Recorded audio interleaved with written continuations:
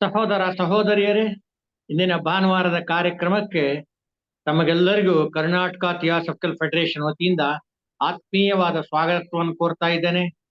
ಮೊದಲು 3 ಬಾರಿ ಓಂಕಾರ, ನಂತರ ಪ್ರಾರ್ಥನೆಯೊಂದಿಗೆ ಇಂದಿನ ಕಾರ್ಯಕ್ರಮವನ್ನು ಪ್ರಾರಂಭಿಸೋಣ. ಓಂ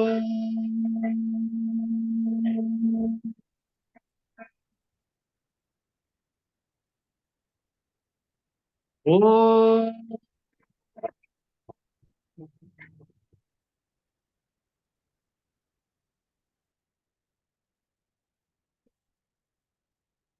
ಓಂ.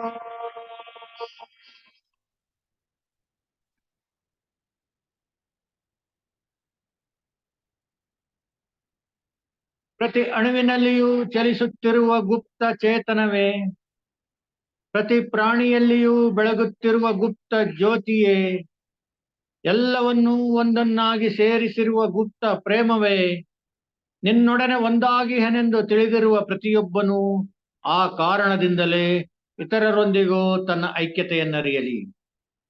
ಸಹೋದರ ಸಹೋದರಿಯರೇ, ಮತ್ತೊಮ್ಮೆ ತಮಗೆಲ್ಲರಿಗೂ ಆತ್ಮೀಯವಾದ ಸ್ವಾಗತವನ್ನು ಕೋರ್ತಾ ಇದ್ದೇನೆ.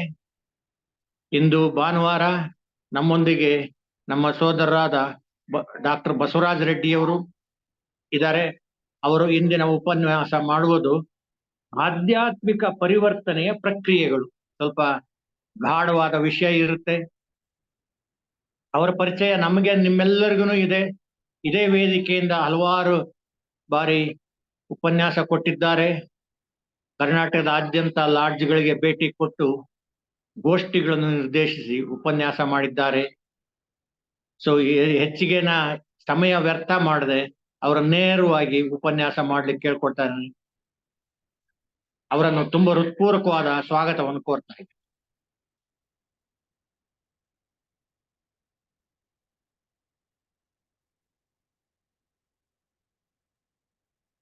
ಆತ್ಮೀಯ ಸೋದರ ಸೋದರಿಯರೇ, ಈ ಒಂದು ಆನ್ಲೈನ್ ತರಗತಿಗೆ ತಮ್ಮೆಲ್ಲರಿಗೂ ಕೂಡ ಹೃತ್ಪೂರ್ವಕವಾಗಿರ್ತಕ್ಕಂತಹ ಸ್ವಾಗತವನ್ನು ಬಯಸುತ್ತಾ, ಶ್ವೇತರ್ಷಿ ಸಂಘ ಮಹಾತ್ಮರ ಕೃಪಾ ಕಟಾಕ್ಷೆಯನ್ನು ಪ್ರಾರ್ಥಿಸುತ್ತಾ, ಇಂದಿನ ವಿಷಯವಾಗಿರ್ತಕ್ಕಂತಹ ಆಧ್ಯಾತ್ಮಿಕ ಪರಿವರ್ತನೆಯ ಪ್ರಕ್ರಿಯೆಗಳು ಅಂತಕ್ಕಂತಹ ಒಂದು ವಿಷಯವನ್ನ ಪ್ರಸ್ತಾಪ ಮಾಡೋಣ ಅಂತಕ್ಕಂಥದ್ದನ್ನ ಹೇಳ್ತಾ ಇದ್ದೀನಿ. ಅಂದ್ರೆ ಈ ಒಂದು ವಿಷಯದ ಬಗ್ಗೆ ಯಾವುದೇ ಪುಸ್ತಕದಲ್ಲಿ ವಿಶೇಷವಾಗಿ ಈ ಶೀರ್ಷಿಕೆಯೊಡನೆ ವಿಷಯ ಪ್ರಸ್ತಾಪ ಆಗಿರ್ತಕ್ಕಂಥದ್ದು ನನಗೆ ಕಂಡು ಬಂದಿಲ್ಲ. ಇದು ಬಹಳ ಗಹನವಾಗಿರ್ತಕ್ಕಂತಹ ಒಂದು ವಿಷಯ ಅಂತ ಅನ್ನಿಸ್ತಾ ಇದೆ. ಯಾಕಂದ್ರೆ ಆಧ್ಯಾತ್ಮಿಕತೆ ಅಂದಾಗ ಆತ್ಮದ ಒಂದು ಅಧ್ಯಯನ, ದಿ ಸೆಲ್ಫ್ ಸ್ಟಡಿ, ತನ್ನನ್ನು ತಾನು ಅರಿಯುವಂತಹ ಆ ಒಂದು ಉನ್ನತ ಮಟ್ಟದ ಈ ಜ್ಞಾನವನ್ನು ಪಡೆಯತಕ್ಕಂತಹ ರೀತಿಯಲ್ಲಿ ಇರ್ತದೆ. ಈ ಒಂದು ವಿವಿಧ ಶ್ರೇಣಿಗಳಲ್ಲಿ ಕಂಡು ಬರ್ತಕ್ಕಂತಹ ಪರಿವರ್ತನೆ, ತನ್ನನ್ನು ತಾನು ಅರಿಯುವುದಕ್ಕೆ ಯಾವ ಒಂದು ಆತ್ಮಜ್ಞಾನ ಅಂತಕ್ಕಂತಹ ಅದರ ಅಧ್ಯಯನ ನಡೀತಾ ಇದೆಯೋ, ಅದರಲ್ಲಿ ಹಂತ ಹಂತವಾಗಿ ಯಾವ ರೀತಿಯ ಒಂದು ಪ್ರಕ್ರಿಯೆಗಳಿಂದ ನಾವು ಆ ಒಂದು ಉನ್ನತ ಮಟ್ಟದ ನಮ್ಮನ್ನು ನಾವು ಅರಿಯುವಂತಹ, ನಮ್ಮ ಒಂದು ಮೂಲ ಸ್ವರೂಪವನ್ನು ತಿಳಿಯುವಂತಹ ಆ ವಿವಿಧವಾಗಿರ್ತಕ್ಕಂತಹ ಶ್ರೇಣಿಗಳ ಪರಿವರ್ತನೆ ಅಂತಕ್ಕಂತಹದ್ದನ್ನ ಇಲ್ಲಿ ನಾವು ನೋಡುವಂತಹ ವಿಷಯವಾಗಿದೆ. ಈಗ ಸೂಕ್ಷ್ಮವಾಗಿ ನಾವು ನೋಡಿದಾಗ ನಾವೆಲ್ಲರೂ ಕೂಡ ಈ ಒಂದು ಸೃಷ್ಟಿಯ ಒಂದು ಕಾರಣದಿಂದ ನಾವು ಇಲ್ಲಿದ್ದೇವೆ ಅಂತಕ್ಕಂಥದ್ದು ನಮಗೆಲ್ಲರಿಗೂ ಸ್ಪಷ್ಟವಾಗಿರ್ತಕ್ಕಂತಹ ವಿಚಾರ. ಅಂದ್ರೆ ಈ ಮಾನವನ ಈ ಜೀವದ ಒಂದು ಉದ್ದೇಶವೇನು?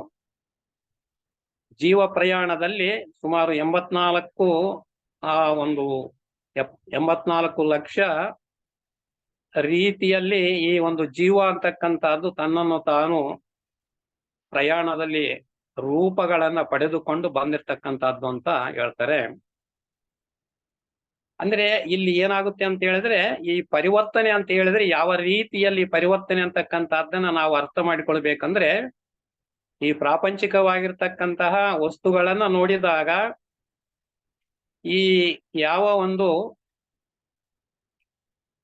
ಈ ಶೀತಲ ಗಡ್ಡೆ ಅಂತಕ್ಕಂಥದ್ದು ಐಸ್ ಅಂತಕ್ಕಂಥದ್ದು ಇದೆಯೋ ಅದು ತನ್ನ ಒಂದು ಸ್ವರೂಪವನ್ನ ಕಳೆದುಕೊಂಡು ನೀರಾಗಿ ಪರಿವರ್ತನೆ ಆಗ್ತಕ್ಕಂಥದ್ದು. ಆ ನೀರಾಗಿರ್ತಕ್ಕಂಥದ್ದು ಪುನಃ ಅದು ಆವಿ ಆಗ್ತಕ್ಕಂಥದ್ದು. ಇದು ಎಲ್ಲವೂ ಪರಿವರ್ತನೆ ಆಗಬೇಕು ಅಂತ ಹೇಳಿದ್ರೆ ಮಧ್ಯಭಾಗದಲ್ಲಿ ಅನೇಕ ಸಣ್ಣ ಸಣ್ಣ ಬದಲಾವಣೆಗಳು ಅಂತಕ್ಕಂಥವು ಆಗ್ತಾ ಇರ್ತವೆ. ಅಂದ್ರೆ ಯಾವ ಒಂದು 0 ಡಿಗ್ರಿಯಲ್ಲಿರ್ತಕ್ಕಂತಹ ಐಸು ಅದು ನೀರಾಗಿ ಆ ನೀರು ಆವಿಯಾಗಬೇಕಂದ್ರೆ ಪರಿವರ್ತನೆ ಆಗಬೇಕಂದ್ರೆ ಅದು 100 ಡಿಗ್ರಿ ಸೆಂಟಿಗ್ರೇಡ್ಗೆ ಹೋದಾಗ ಮಾತ್ರ ಪರಿವರ್ತನೆ ಅಂತಕ್ಕಂಥದ್ದು ಸಾಧ್ಯವಾಗ್ತದೆ. ಅಂದ್ರೆ ಈ ಪರಿವರ್ತನೆ ಅಂತಕ್ಕಂಥದ್ದು ಏನಿದೆ ಯಾವುದೋ ಒಂದು ಘಟ್ಟದಲ್ಲಿ ಅದು ತನ್ನ ಸ್ವಸ್ವರೂಪವನ್ನ ಕಳೆದುಕೊಂಡು ಮತ್ತೊಂದು ಸ್ವರೂಪವನ್ನ ಪಡೆಯತಕ್ಕಂತಹದ್ದು ಅಂತ ಹೇಳಿ ಈ ಪರಿವರ್ತನೆ ಅಂತಕ್ಕಂತಹದ್ದನ್ನ ನಾವು ತಿಳಿದುಕೊಳ್ಳಬಹುದು. ಅಂದ್ರೆ ಈ ಒಂದು ಕೊಠಡಿಯ ಶಾಖ ಏನಿರ್ತತೆ ಅದು 35ರಿಂದ 100ಕ್ಕೆ ಏರಬೇಕು ಅಂದ್ರೆ ಒಂದೊಂದು ಡಿಗ್ರಿಯಲ್ಲಿಯೂ ಕೂಡ ಆ ನೀರು ಆ ಶಾಖವನ್ನ ಹೀರುತ್ತಾ ಹೋದಂತೆಲ್ಲ ಕೊನೆಗೆ 100 ಡಿಗ್ರಿಗೆ ಬಂದಾಗ ಮಾತ್ರ ಅದು ಪರಿವರ್ತನೆ ಅಂತಕ್ಕಂಥದ್ದು ಆಗ್ತದೆ. ಅಂದ್ರೆ ಈ ರೀತಿಯಲ್ಲಿ ಮಾನವನು ತಪನದಿಂದ ಒಂದು ಹಂತದಿಂದ ಮತ್ತೊಂದು ಹಂತಕ್ಕೆ ಆ ತಪನದ ಶಾಖದಿಂದ ಪರಿವರ್ತನೆ ಅಂತಕ್ಕಂಥದ್ದನ್ನ ಹೊಂದುತ್ತಾನೆ ಅಂತಕ್ಕಂಥದ್ದನ್ನ ಈ ಒಂದು ಹಿನ್ನೆಲೆಯಲ್ಲಿ ನಾವು ತಿಳಿದುಕೊಳ್ಳುವುದಕ್ಕೆ ಸಾಧ್ಯ ಇದೆ.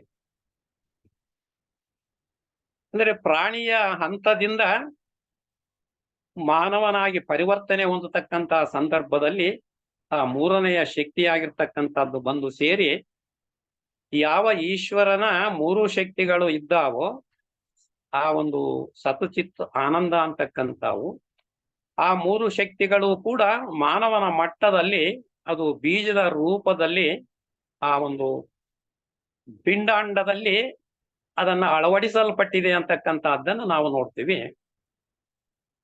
ಅಂದ್ರೆ ಆ ಶಕ್ತಿಗಳನ್ನ ನಾವು ಈ ಕರ್ಮ ಸಿದ್ಧಾಂತದ ಮುಖಾಂತರ ಬಳಸಿಕೊಂಡು ಹಂತ ಹಂತವಾಗಿ ನಾವು ಬೆಳೆಯತಕ್ಕಂಥದ್ದನ್ನ ನಾವು ನೋಡ್ತೀವಿ. ಹೇಗೆ ಅಂದ್ರೆ ಪ್ರಾರಂಭದಲ್ಲಿ ನಾವು ಮಾನವನಾದಾಗ ನಮ್ಮ ಸ್ವಸ್ವರೂಪದ ಅರಿವು ಇಲ್ಲ, ಆ ಒಂದು ಅಜ್ಞಾನದ ಸ್ಥಿತಿ ಅಂತಕ್ಕಂಥದ್ದು ನಮ್ಮಲ್ಲಿ ಇದೆ. ಆ ಅಜ್ಞಾನದ ಸ್ಥಿತಿಯಿಂದ ಸುಜ್ಞಾನದ ಕಡೆಗೆ ಹೋಗಬೇಕು. ಅಸತೋಮ ಸದ್ಗಮಯ ಅಂದ್ರೆ ಅಸತ್ಯದಿಂದ ಸತ್ಯದ ಕಡೆಗೆ ನಾವು ಹೋಗಬೇಕಾಗಿದೆ. ಇಲ್ಲಿ ಪರಿವರ್ತನೆ ಅಂತಕ್ಕಂಥದ್ದು ಬೇಕಾಗಿದೆ.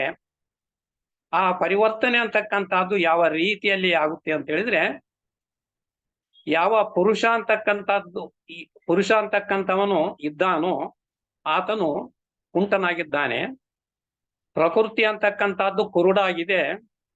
ಅಂದ್ರೆ ಇವು ಒಂದಕ್ಕೊಂದು ಸಂಯೋಜಿಸಲ್ಪಟ್ಟು ಈ ಜೀವ ಪ್ರಯಾಣ ಅಂತಕ್ಕಂಥದ್ದು ಪ್ರಾರಂಭವಾಗಿದೆ ಅಂತಕ್ಕಂಥದ್ದನ್ನ ಕೆಲವು ದಾರ್ಶನಿಕರು ಕೊಡ್ತಕ್ಕಂತಹ ಈ ವಿಷಯವಾಗಿದೆ.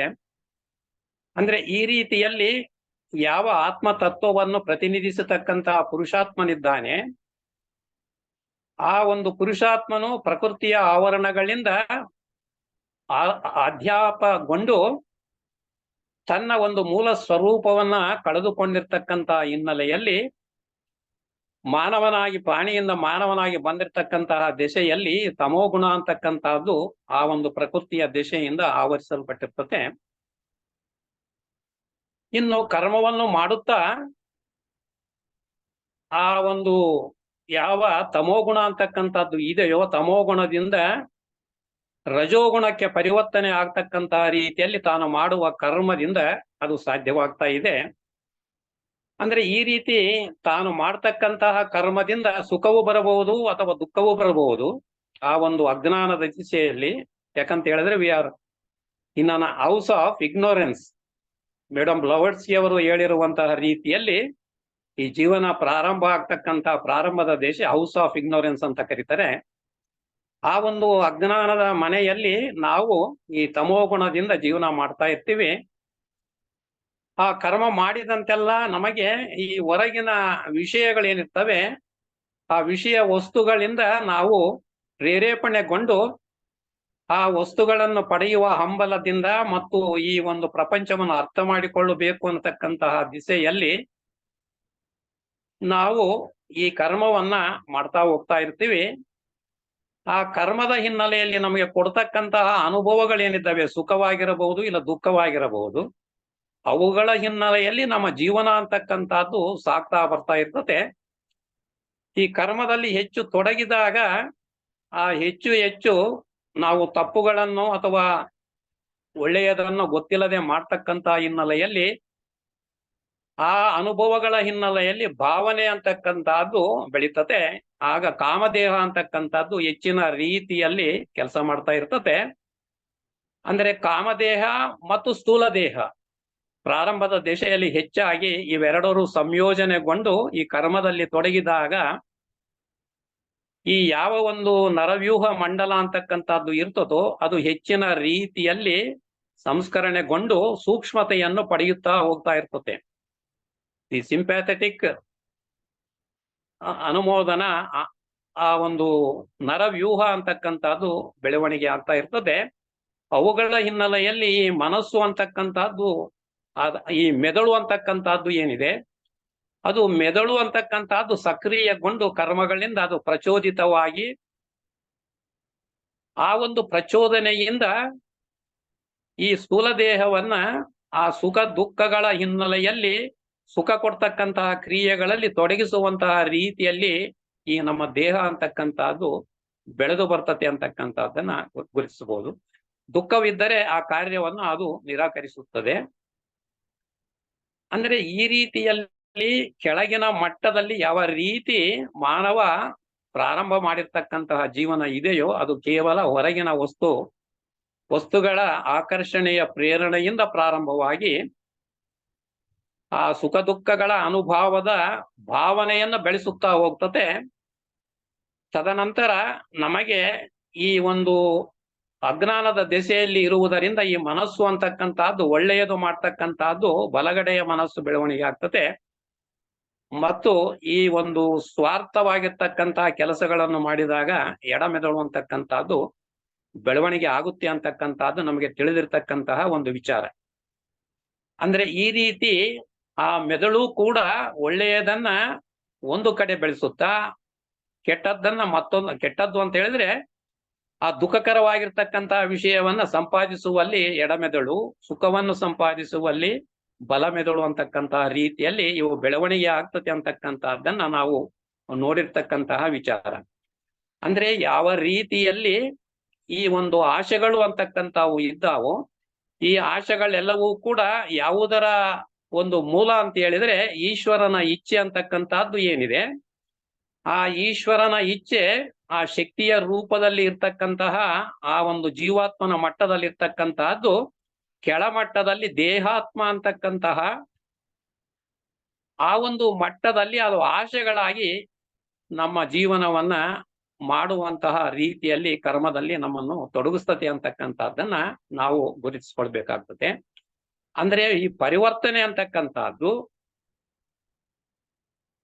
ಆ ಸೃಷ್ಟಿಯಲ್ಲಿ ಮೇಲ್ಗಡೆಯಿಂದ ಕೆಳಗಡೆ ಇಳಿಯಬೇಕಾದರೆ ಅವ್ಯಕ್ತವಾಗಿರ್ತಕ್ಕಂಥದ್ದು ವ್ಯಕ್ತವಾಗುತ್ತೆ ಅಂತಕ್ಕಂಥದ್ದು ಆ ಒಂದು ವಿಶ್ವ ತತ್ವದಲ್ಲಿ ಏರ್ಪಡ್ತಕ್ಕಂಥದ್ದು.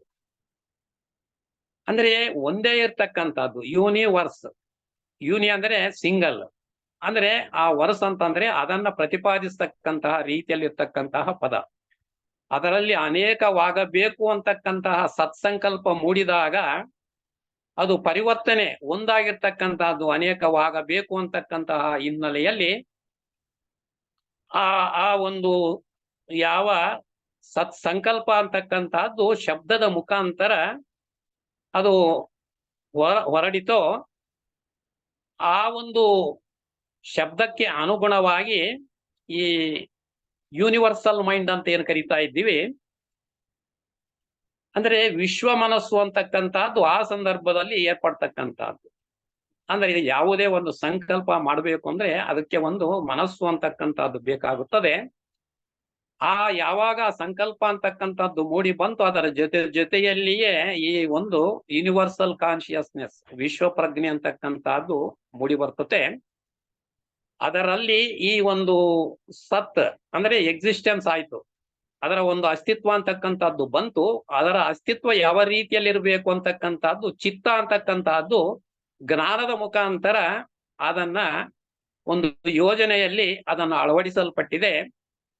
ಅಂದ್ರೆ ಈ ರೀತಿ ಸತ್ ಚಿತ್ ಆ ಉನ್ನತ ಮಟ್ಟದಲ್ಲಿ ಇರ್ತಕ್ಕಂತಹ ಅದು ಇವೆಲ್ಲವನ್ನು ಒಳಗೊಂಡಿರ್ತಕ್ಕಂಥದ್ರ ಜೊತೆಗೆ ಆನಂದ ಅಂತಕ್ಕಂಥದ್ದು ಒಂದು ಇದೆ, ಬ್ಲಿಸ್ ಅಂತ ಏನ್ ಕರಿತೀವಿ. ಅಂದ್ರೆ ಇದು ಯಾವ ರೀತಿಯಲ್ಲಿ ಪರಿವರ್ತನೆಯ ರೂಪದಲ್ಲಿ ಸೃಷ್ಟಿಯಲ್ಲಿ ಇವೆಲ್ಲವೂ ನಡೀತಾ ಇದಾವೆ ಅಂತಕ್ಕಂತ ವಿಚಾರಕ್ಕೋಸ್ಕರ ಇವೆಲ್ಲವನ್ನು ಹೇಳ್ಬೇಕಾಗ್ತಾ ಇದೆ. ಅಂದರೆ ಅಲ್ಲಿಂದ ಈ ಅನೇಕವಾಗಬೇಕು ಅಂತಕ್ಕಂತ ಹಿನ್ನೆಲೆಯಲ್ಲಿ ಆ ಒಂದು ವಿಶ್ವ ತತ್ವವೇನಿತ್ತೋ ಅದು ಅನೇಕತ್ವವಾಗಬೇಕು ಅಂತಕ್ಕಂಥದ್ದರಲ್ಲಿ ಈ ಒಂದು ಎರಡು ಅಂದರೆ ದ್ವಂದ್ವಗಳು ಅಂತಕ್ಕಂಥವು ಹುಡ್ತವೆ. ದಿ ಪಾಸಿಟಿವ್ ಅಂಡ್ ನೆಗೆಟಿವ್ ಅಂದ್ರೆ ಸಕಾರಾತ್ಮಕ ನಕಾರಾತ್ಮಕ ಅಂತಕ್ಕಂತಹ ಚಿಹ್ನೆಗಳ ರೂಪದಲ್ಲಿ ಪ್ರಕೃತಿ ಮತ್ತು ಪುರುಷ ಅಂತಕ್ಕಂತಹ ರೀತಿಯಲ್ಲಿ ಪುರುಷ ಸಕಾರಾತ್ಮಕವಾಗಿ ಪ್ರಕೃತಿ ನಕಾರಾತ್ಮಕವಾಗಿ ಇರ್ತಕ್ಕಂತಹ ಇವೆರಡು ಸಂಯೋಜನೆಗೊಂಡಾಗ ಯಾವ ರೀತಿಯಲ್ಲಿ ಈ ವಿದ್ಯುತ್ ಅಂತಕ್ಕಂಥದ್ದು ಉತ್ಪತ್ತಿ ಆಗ್ತದೋ ಆ ರೀತಿಯಲ್ಲಿ ಆ ಪ್ರಕೃತಿ ಪುರುಷರ ಸಂಯೋಜನೆಯಿಂದ ಜೀವ ಅಂತಕ್ಕಂಥದ್ದು ಅಲ್ಲಿಂದ ಪ್ರಯಾಣ ಮಾಡ್ತಕ್ಕಂತಹ ರೀತಿಯಲ್ಲಿ ಆ ಈ ಒಂದು ಪ್ಲಾನೆಟರಿ ಸಿಸ್ಟಮ್ ಗ್ರಹಮಾಲೆ ಅಂತಕ್ಕಂಥದ್ದು ಅಥವಾ ಬ್ರಹ್ಮಾಂಡ ಅಂತ ಏನ್ ಕರಿತಾ ಇದೀವಿ ಆ ರೀತಿ ವಿಶ್ವ ತತ್ವಗಳನ್ನ ಉಪಯೋಗಿಸಿಕೊಂಡು ಪರಿವರ್ತನೆಗೊಂಡು ಆ ಗ್ರಹಮಾಲೆಯಲ್ಲಿ ಈ ಒಂದು ಜೀವನ ಯಾತ್ರೆ ಅಂತಕ್ಕಂಥದ್ದು ನಡೀತತೆ ಅಂತ ನಮಗೆಲ್ಲರಿಗೂ ತಿಳಿದಿರ್ತಕ್ಕಂತಹ ಒಂದು ವಿಚಾರ. ಇದು 7 ಗ್ರಹಗಳಲ್ಲಿ ಇದು ಕೆಳಗಡೆ ಸಂಸರಣೆ ಯಾವ ರೀತಿ ಆಯ್ತು ಅಂತ ಹೇಳಿದ್ರೆ ನಾವು ಎಲಿಮೆಂಟಲ್ಸ್ ಅಂತ ಏನು ಕರಿತಾ ಇದ್ದೀವಿ ಅದು ಮೊದಲನೆಯ ಹಂತವಾಗಿ ಬರ್ತದೆ. ತದನಂತರ ಎರಡನೆಯ ಈ ಒಂದು ಭೂತವರ್ಗ ಸೆಕೆಂಡ್ ಎಲಿಮೆಂಟಲ್ ಮತ್ತು ಮೂರನೆಯ ಭೂತವರ್ಗ, ಅದಾದ ನಂತರ ಬರ್ತಕ್ಕಂತಹದ್ದು ಈ ಒಂದು ಖನಿಜ ಪ್ರಪಂಚ. ಅಂದ್ರೆ ಇಲ್ಲಿಂದ ಖನಿಜ ಬಂದ ಮೇಲೆ ಇಲ್ಲಿ 4 ಆಯ್ತು, ಇನ್ನು 3 ಅಂತ ಹೇಳಿದ್ರೆ ಸಸ್ಯ ಪ್ರಾಣಿ ಮತ್ತು ಮಾನವ. ಅಂದ್ರೆ ಈ ರೀತಿ ಆ ಒಂದು ವಿವಿಧ ಶ್ರೇಣಿಗಳಲ್ಲಿ ಒಂದೇ ಕಾಲದಲ್ಲಿ ಇವೆಲ್ಲವೂ ಕೂಡ ಆ ಸಂಸರಣೆಯಲ್ಲಿ ತೊಡಗಿರ್ತವೆ ಅಂತಕ್ಕಂಥದ್ದನ್ನ ನಾವು ನೋಡ್ತಾ ಇರ್ತೀವಿ. ಒಂದು ಕಲ್ಪದ ಅವಧಿಯಲ್ಲಿ ಮೊದಲನೆಯ ಭೂತವರ್ಗದಲ್ಲಿರ್ತಕ್ಕಂಥದ್ದು ಎರಡನೆಯ ಭೂತವರ್ಗಕ್ಕೆ ಅದು ಪರಿವರ್ತನೆ ಆಗುತ್ತೆ, ಎರಡನೆಯದರಲ್ಲಿರ್ತಕ್ಕಂಥದ್ದು ಮೂರನೆಯದಕ್ಕೆ. ಅಂದ್ರೆ ಈ ರೀತಿಯಲ್ಲಿ ಯಾವ ಖನಿಜ ಪ್ರಪಂಚದಲ್ಲಿತ್ತೋ ಅದು ವೃಕ್ಷ ಪ್ರಪಂಚಕ್ಕೆ ಪರಿವರ್ತನೆ ಆಗುತ್ತದೆ, ವೃಕ್ಷ ಪ್ರಪಂಚದಲ್ಲಿರ್ತಕ್ಕಂಥದ್ದು ಪ್ರಾಣಿ ಪ್ರಪಂಚಕ್ಕೆ ಪರಿವರ್ತನೆ ಆಗ್ತದೆ, ಅಲ್ಲಿಂದ ಮಾನವ ಮಟ್ಟಕ್ಕೆ ಅದು ಪರಿವರ್ತನೆ ಆಗುತ್ತೆ ಅಂತಕ್ಕಂಥದ್ದನ್ನ ನಮಗೆಲ್ಲರಿಗೂ ಕೂಡ ಇದು ತಿಳಿದಿರ್ತಕ್ಕಂತಹ ಒಂದು ವಿಚಾರ. ಆದರೆ ಈ ಒಂದು ಪರಿವರ್ತನೆ ಆಗಬೇಕಾದರೆ ಯಾವ ರೀತಿಯಲ್ಲಿ ನಮ್ಮ ಶರೀರದಲ್ಲಿ ಈ ಪಂಚಭೂತಗಳು ಅಂತಕ್ಕಂಥವು ಇದ್ದಾವೋ, ಈಗ ನಾವು ಈ ಭೂಮಿಯನ್ನು ತೆಗೆದುಕೊಂಡಿದ್ದೇ ಆದರೆ ಹೊರಗಿನ ಮೈ ಏನಿದೆ ಅದು ಸ್ಥೂಲವಾಗಿರ್ತಕ್ಕಂತಹ ಗಟ್ಟಿಯಾಗಿರ್ತಕ್ಕಂತಹ ರೀತಿಯಲ್ಲಿ ಇರ್ತದೆ. ಅದರ ಒಳಗಡೆ ಈ ಒಂದು ಜಲ ಅಂತಕ್ಕಂಥದ್ದು ಕೂಡ ಇದೆ ಅಂತಕ್ಕಂಥದ್ದು ನಮಗೆ ತಿಳಿದಿರ್ತಕ್ಕಂತಹ ಒಂದು ವಿಚಾರವಾಗಿದೆ. ಅದೇ ರೀತಿಯಲ್ಲಿ ಅಗ್ನಿ ಅಂತಕ್ಕಂಥದ್ದು ಆ ಒಂದು ಭೂಮಿಯ ಅಂತರಾಳದಲ್ಲಿ ಇದೆ ಅಂತಕ್ಕಂಥದ್ದು ಕೂಡ ನಮಗೆ ಗೊತ್ತಿದೆ. ಇದು ಎಲ್ಲದರ ಮಧ್ಯೆ ಆ ಯಾವ ಒಂದು ಅವಕಾಶವನ್ನು ಕೊಡ್ತಕ್ಕಂತಹ ಸ್ಥಳವಿರ್ತತೋ ಆ ಆಕಾಶದಲ್ಲಿ ಈ ಗಾಳಿ ಅಂತಕ್ಕಂಥದ್ದು ಕೂಡ ಅಲ್ಲಿ ತುಂಬಿದೆ ಅಂತಕ್ಕಂಥದ್ದು ಕೂಡ ಗೊತ್ತಿದೆ. ಇವೆಲ್ಲವನ್ನು ಆಶ್ರಯ ಮಾಡಿಕೊಳ್ಳುವುದಕ್ಕೆ ಬೇಕಾಗಿರ್ತಕ್ಕಂತಹ ಆಕಾಶ ತತ್ವ ಅಂತಕ್ಕಂಥದ್ದು ಇವೆಲ್ಲವನ್ನು ಹೊಂದಿದೆ ಅಂತಕ್ಕಂಥದ್ದು ನಾವು ಈ ಭೂಗ್ರಹವನ್ನ ವಿಚಾರ ಮಾಡಿದಾಗ ನಮಗೆ ತಿಳಿಯತಕ್ಕಂತಹ ಒಂದು ವಿಚಾರವಾಗಿದೆ. ಅಂದ್ರೆ ಈ ರೀತಿಯಲ್ಲಿ ಪೃಥ್ವಿಯನ್ನು ತೆಗೆದುಕೊಂಡಾಗ ಇಲ್ಲಿ ಹೆಚ್ಚಾಗಿ ಈ ಒಂದು ಪ್ರಕೃತಿಯ ಅಥವಾ ಸಾಂದ್ರತೆಯ ಘನಿ ಮಟ್ಟದ ವಸ್ತು ಜಾಸ್ತಿ ಇರ್ತತೆ. ಅದಕ್ಕೋಸ್ಕರವೇ ನಾವು ಅದು ಗಟ್ಟಿಯಾಗಿರುವುದರಿಂದಲೇ ಈ ಎಲ್ಲ ಪ್ರಾಣಿ ಜೀವಿಗಳು ಇದರ ಮೇಲೆ ಓಡಾಡುವುದಕ್ಕೆ ಸಾಧ್ಯವಾಗ್ತದೆ. ಇನ್ನು ಎರಡನೆಯ ಹಂತಕ್ಕೆ ನಾವು ಕಾಮದೇಹಕ್ಕೆ ಹೋದಾಗ ಅಲ್ಲಿ ಜಲತತ್ವ ಅಂತಕ್ಕಂಥದ್ದು ಹೆಚ್ಚಾಗಿ ಪ್ರಧಾನವಾಗಿ ಇರ್ತಕ್ಕಂಥದ್ದು. ಈ ಉಳಿದ ಆ ಪಂಚಭೂತಗಳು ಕೂಡ ಇರ್ತವೆ, ಆದರೆ ಅತಿಯಾಗಿ ಇರ್ತಕ್ಕಂಥದ್ದು ಆ ಒಂದು ಕಾಮದೇಹದಲ್ಲಿ ಜಲ ತತ್ವ ಅಂತಕ್ಕಂಥದ್ದು. ಆ ಜಲ ಈ ಪೃಥ್ವಿ ತತ್ವದಲ್ಲಿ ನೋಡಿದಾಗ ಅದು ಚಲನೆ ಅಂತಕ್ಕಂತಹದ್ದು ಬಾಹ್ಯ ದೃಷ್ಟಿಯಿಂದ ನೋಡಿದಾಗ ಅದು ಕಾಣುವುದಿಲ್ಲ. ಆದರೆ ಆಂತರಿಕವಾಗಿ ಆ ಭೂಮಿ ಅಂತಕ್ಕಂತಹದ್ದು ಕೂಡ ಸುತ್ತುತ್ತಾ ಇದೆ ಅಂತಕ್ಕಂಥದ್ದು ನಮಗೆಲ್ಲರಿಗೂ ತಿಳಿದಿರ್ತಕ್ಕಂತಹ ವಿಚಾರ. ಅಂದ್ರೆ ಈ ಒಂದು ಹಿನ್ನೆಲೆಯಲ್ಲಿ ಬಾಹ್ಯವಾಗಿ ನೋಡಿದಾಗ ಅದು ಒಂದು ಜಡದ ಸ್ಥಿತಿಯಲ್ಲಿ ಕಾಣುತ್ತದೆ. ಆದರೆ ಆಂತರಿಕವಾಗಿ ಅಲ್ಲಿ ಚಲನೆ ಅಂತಕ್ಕಂತಹದ್ದು ಈ ಉಳಿದ ಪಂಚಭೂತಗಳನ್ನು ಒಳಗೊಂಡಿರ್ತಕ್ಕಂತಹ ರೀತಿಯಲ್ಲಿ ಪರಿವರ್ತನೆ ಅಂತಕ್ಕಂತಹದ್ದು ಅಲ್ಲಿಯೂ ಕೂಡ ನಡೀತಾ ಇರ್ತತೆ ಅಂತಕ್ಕಂತಹದ್ದು ಗೊತ್ತಿದೆ ನಮಗೆ. ಯಾಕಂತ ಹೇಳಿದ್ರೆ ಆ ರೀತಿಯ ಒಂದು ಪರಿವರ್ತನೆ ನಡೆಯುವುದರಿಂದಲೇ ಆ ಒಂದು ಪ್ರಕೃತಿಯಲ್ಲಿ ಸ್ವಾಭಾವಿಕವಾಗಿ ಕೆಲವೊಮ್ಮೆ ನಮಗೆ ಭೂಕಂಪಗಳನ್ನ ನೋಡ್ತೀವಿ, ಅದೇ ರೀತಿ ಅಗ್ನಿ ಪರ್ವತಗಳನ್ನ ನೋಡ್ತಾ ಇದ್ದೀವಿ. ಅಂದ್ರೆ ಆಂತರಿಕವಾಗಿ ಯಾವ ರೀತಿಯ ಪರಿವರ್ತನೆಗಳು ಅಲ್ಲಿಯೂ ಕೂಡ ನಡೀತಾ ಇರ್ತವೆ ಅಂತಕ್ಕಂಥದ್ದನ್ನ ನಾವು ನೋಡಿದಾಗ ಇಲ್ಲಿ ಈ ಜಡ ಅಂತಕ್ಕಂಥದ್ದೇ ಇಲ್ಲ. ಪ್ರತಿಯೊಂದು ವಸ್ತುವು ಕೂಡ ಸಜೀವ ಅಂತಕ್ಕಂತಹ ಒಂದು ವಿಷಯವನ್ನ ನಮ್ಮ ದಿವ್ಯಜ್ಞಾನ ಸಮಾಜದಲ್ಲಿ ಮೇಡಮ್ ಲವರ್ಸ್ಕಿ ಅವರು ಕೊಟ್ಟಿರ್ತಕ್ಕಂಥ ಒಂದು ಸ್ಪಷ್ಟ ವಿವರಣೆ. ಅಂದ್ರೆ ಈ ಹಿನ್ನೆಲೆಯಲ್ಲಿ ಪ್ರತಿಯೊಂದೂ ಕೂಡ ಜೀವದಿಂದ ಕೂಡಿದೆ. ಯಾವುದು ಇಲ್ಲಿ ಒಂದು ಜಡ ಅಂತಕ್ಕಂಥದ್ದು ಇಲ್ಲ ಅಂತಕ್ಕಂಥ ಹಿನ್ನೆಲೆಯಲ್ಲಿ ಈ ಹಿನ್ನೆಲೆಯಲ್ಲಿ ಅವರು ಕೊಟ್ಟಿರ್ತಕ್ಕಂಥದ್ದು. ಅಂದ್ರೆ ಈ ಪರಿವರ್ತನೆ ಅಂತಕ್ಕಂಥದ್ದು ಯಾವ ರೀತಿಯಲ್ಲಿ ನಾವು ಈ ಶರೀರದಲ್ಲಿ ನೋಡ್ತೀವಿ ಅಂತ ಹೇಳಿದ್ರೆ, ಈ ಕಾಮಕ್ಕೆ ಸಂಬಂಧಪಟ್ಟಿರ್ತಕ್ಕಂಥ ಆಶೆಗಳು ನಮ್ಮಲ್ಲಿ ಅದು ಪ್ರೇಮವಾಗಿರಬಹುದು ಅಥವಾ ದ್ವೇಷವಾಗಿರಬಹುದು, ಅವುಗಳಿಗೆ ಅನುಗುಣವಾಗಿರ್ತಕ್ಕಂತಹ ಪ್ರಕ್ರಿಯೆಗಳು ನಮ್ಮ ಶರೀರದಲ್ಲಿ ನಡೀತವೆ ಅಂತಕ್ಕಂಥದ್ದನ್ನ ನಾವು ನೋಡುವುದಕ್ಕೆ ಸಾಧ್ಯ ಇದೆ.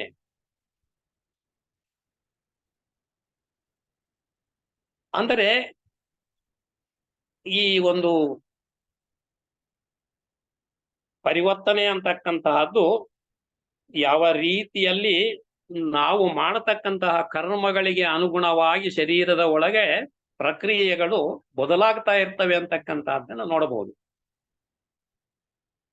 ಅದು ಸುಖಕರವಾಗಿದ್ದರೆ ಅಲ್ಲಿ ಉತ್ಪತ್ತಿ ಆಗ್ತಕ್ಕಂತಹ ರಸ ವಿಶೇಷಗಳೇ ಒಂದು ತರ ಇರ್ತವೆ. ಅದು ಒಂದು ವಿಶೇಷವಾದ ರಸ ಭಾವನೆಯನ್ನು ಉಂಟು ಮಾಡ್ತದೆ. ಅದೇ ರೀತಿಯಲ್ಲಿ ಅದು ಕೋಪಕ್ಕೆ ತುತ್ತಾಗಿದ್ದರೆ ಅದಕ್ಕೆ ಅನುಗುಣವಾಗಿರ್ತಕ್ಕಂತಹ ಆ ಒಂದು ಪ್ರಕ್ರಿಯೆಗಳ ಒಳಗಡೆ ನಡೆದು ಅಲ್ಲಿ ಅದಕ್ಕೆ ಪೂರಕವಾಗಿರ್ತಕ್ಕಂತಹ ವಸ್ತುಗಳು ಅಂತಕ್ಕಂಥವು ಅದಕ್ಕೆ ಪ್ರೇರಣೆಯನ್ನು ಕೊಡ್ತಕ್ಕಂತಹ ರೀತಿಯಲ್ಲಿ ಒಳಗಡೆ ಆ ಕ್ರಿಯೆಗಳು ನಡೀತಾ ಇರ್ತವೆ. ಅಂದ್ರೆ ಯಾವ ರೀತಿಯಲ್ಲಿ ನಮ್ಮ ಭಾವನೆಗಳು, ನಾವು ಮಾಡ್ತಕ್ಕಂತಹ ಕರ್ಮಗಳು ನಮ್ಮ ದೇಹದ ಒಳಗಡೆ ಕ್ರಿಯೆಗಳನ್ನು ಉಂಟು ಮಾಡ್ತವೆ ಅಂತಕ್ಕಂಥದ್ದನ್ನು ನೋಡಿದಾಗ ಇದು ನಮಗೆ ಸ್ಪಷ್ಟವಾಗಿ ಅರಿವರ್ತದೆ. ಅದು ಸುಖಪ್ರಿಯವಾಗಿರ್ತಕ್ಕಂತಹದ್ದು ನಮಗೆ ಪ್ರಯೋಜನಕರವಾಗಿ ಇರಬಹುದು, ದುಃಖಕರವಾಗಿರ್ತಕ್ಕಂಥದ್ದು ನಿಷ್ಪ್ರಯೋಜಕವಾಗಿ ಇರಬಹುದು ಅಂತಕ್ಕಂಥದ್ದು ನಮ್ಮ ಒಂದು ಅನುಭವಕ್ಕೆ ಬಂದು ಈ ಅನುಭವದ ಹಿನ್ನೆಲೆಯಲ್ಲಿ ನಾವು ಪ್ರಾರಂಭದ ದಶೆಯಲ್ಲಿ ಜೀವನ ಅಂತಕ್ಕಂಥದ್ದನ್ನು ಮಾಡ್ತಾ ಬರ್ತಾ ಇದ್ದೀವಿ. ಇನ್ನು ಈ ಒಂದು ಸುಖ ದುಃಖಗಳಿಗೆ ಅನ್ವಯವಾಗಿ ಆ ಕರ್ಮದ ಒಂದು ಫಲಿತಾಂಶ ಎಲ್ಲಿ ಈ ಬದಲಾವಣೆಯನ್ನು ನಮ್ಮ ಮೆದುಳಿನಲ್ಲಿಯೂ ಕೂಡ ಅದು ತೆಗೆದುಕೊಂಡು ಬರ್ತತೆ ಅಂತಕ್ಕಂಥದ್ದನ್ನು ಕೂಡ ಇಲ್ಲಿ ನಾವು ತಿಳಿದುಕೊಳ್ಬೇಕಾಗ್ತದೆ. ಯಾಕಂದ್ರೆ ನಮ್ಮ ಪ್ರತಿಯೊಬ್ಬ ವ್ಯಕ್ತಿಯೂ ಕೂಡ ಅವನವನ ಕರ್ಮಕ್ಕೆ ಅನುಗುಣವಾಗಿ ತನ್ನ ಶರೀರವನ್ನ ಬೆಳೆಸಿಕೊಳ್ತಾನೆ, ರೂಪವನ್ನ ಬೆಳೆಸಿಕೊಳ್ತಾನೆ. ಇಲ್ಲಿ ಬದಲಾವಣೆಗಳು ಪರಿವರ್ತನೆಗಳು ಅಂತ ಹೇಳಿದ್ರೆ ಯಾವ ರೀತಿಯಲ್ಲಿ ರೂಪ ಬದಲಾವಣೆಗಳು ಅಂತಕ್ಕಂಥವು ನಮ್ಮ ಶರೀರದಲ್ಲಿ ತಗಲುವುದಕ್ಕೆ ಸಾಧ್ಯ ಅಂತಕ್ಕಂಥದ್ದನ್ನು ನೋಡಿದಾಗ ನಾವು ಸ್ವೀಕರಿಸುವಂತಹ ಆಹಾರವೇನಿರ್ತದೆ, ನಾವು ಸ್ವೀಕರಿಸುವಂತಹ ಆ ಒಂದು ಕಾಮನೆಯನ್ನು ಪ್ರಚೋದಿಸುವಂತಹ ದ್ರವಗಳೇನಿರ್ತವೆ, ನಾವು ಸ್ವೀಕರಿಸುವಂತಹ ಆ ಒಂದು ಗಾಳಿ ಯಾವ ರೀತಿಯಲ್ಲಿ ಇರ್ತದೆ, ಇವುಗಳ ಅದಕ್ಕೆ ಅನುಗುಣವಾಗಿರ್ತಕ್ಕಂತಹ ರೀತಿಯಲ್ಲಿ ನಮ್ಮ ಒಂದು ದೇಹ ಅಂತಕ್ಕಂತಹದ್ದು ಕ್ರಿಯೆಗಳನ್ನ ಪ್ರೋತ್ಸಾಹಿಸುವುದು ಅಥವಾ ಹಿಂಬಡಿಸುವುದು ಅಂತಕ್ಕಂಥ ರೀತಿಯಲ್ಲಿ ಇದು ಕೆಲಸವನ್ನು ಮಾಡ್ತತೆ ಅಂತಕ್ಕಂತಹ ಸತ್ಯ ಸಂಗತಿಯನ್ನು ನಾವು ಅರಿಯಬೇಕಾಗಿದೆ. ಅಂದ್ರೆ ನೇರವಾಗಿ ಈ ರೀತಿಯಲ್ಲಿ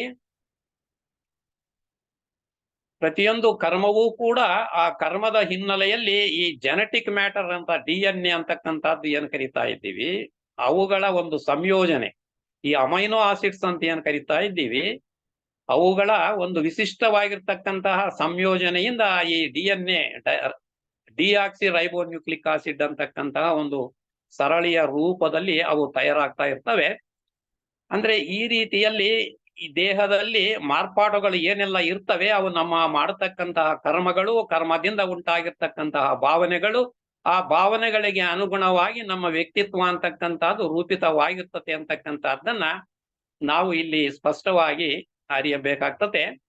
ನಮ್ಮಲ್ಲಿ ಈ ಬದಲಾವಣೆಗಳನ್ನ ಮಾಡಿಕೊಳ್ಬೇಕು ಅಂತ ಹೇಳಿದ್ರೆ ಯಾವ ಬದಲಾವಣೆಗಳಿಂದ ಈ ಶರೀರ ಅಂತಕ್ಕಂತಹದ್ದು ಆ ಒಂದು ಸೌಂದರ್ಯವನ್ನ ಪಡೆಯಬಲ್ಲದು ಮತ್ತು ಯಾವ ರೀತಿಯ ಒಂದು ಅನುಭವಗಳು, ಒಳ್ಳೆಯ ಅನುಭವಗಳನ್ನ ಕೊಡಬಲ್ಲದು ಅಂತಕ್ಕಂಥದ್ದು ಈ ಒಂದು ನಾವು ಗಳಿಸಿರ್ತಕ್ಕಂಥ ಅನುಭವಗಳ ಹಿನ್ನೆಲೆಯಲ್ಲಿ ನಾವು ವರ್ಗೀಕರಣವನ್ನ ಮಾಡಿ ಒಳ್ಳೆಯದರ ಕಡೆಗೆ ನಾವು ಹೋಗ್ತಕ್ಕಂತಹ ರೀತಿಯಲ್ಲಿ ನಮ್ಮ ಒಂದು ಮೆದುಳು ಕೂಡ ಆ ರೀತಿಯಲ್ಲಿ ಕೆಲಸ ಮಾಡ್ತಾ ಇರ್ತದೆ.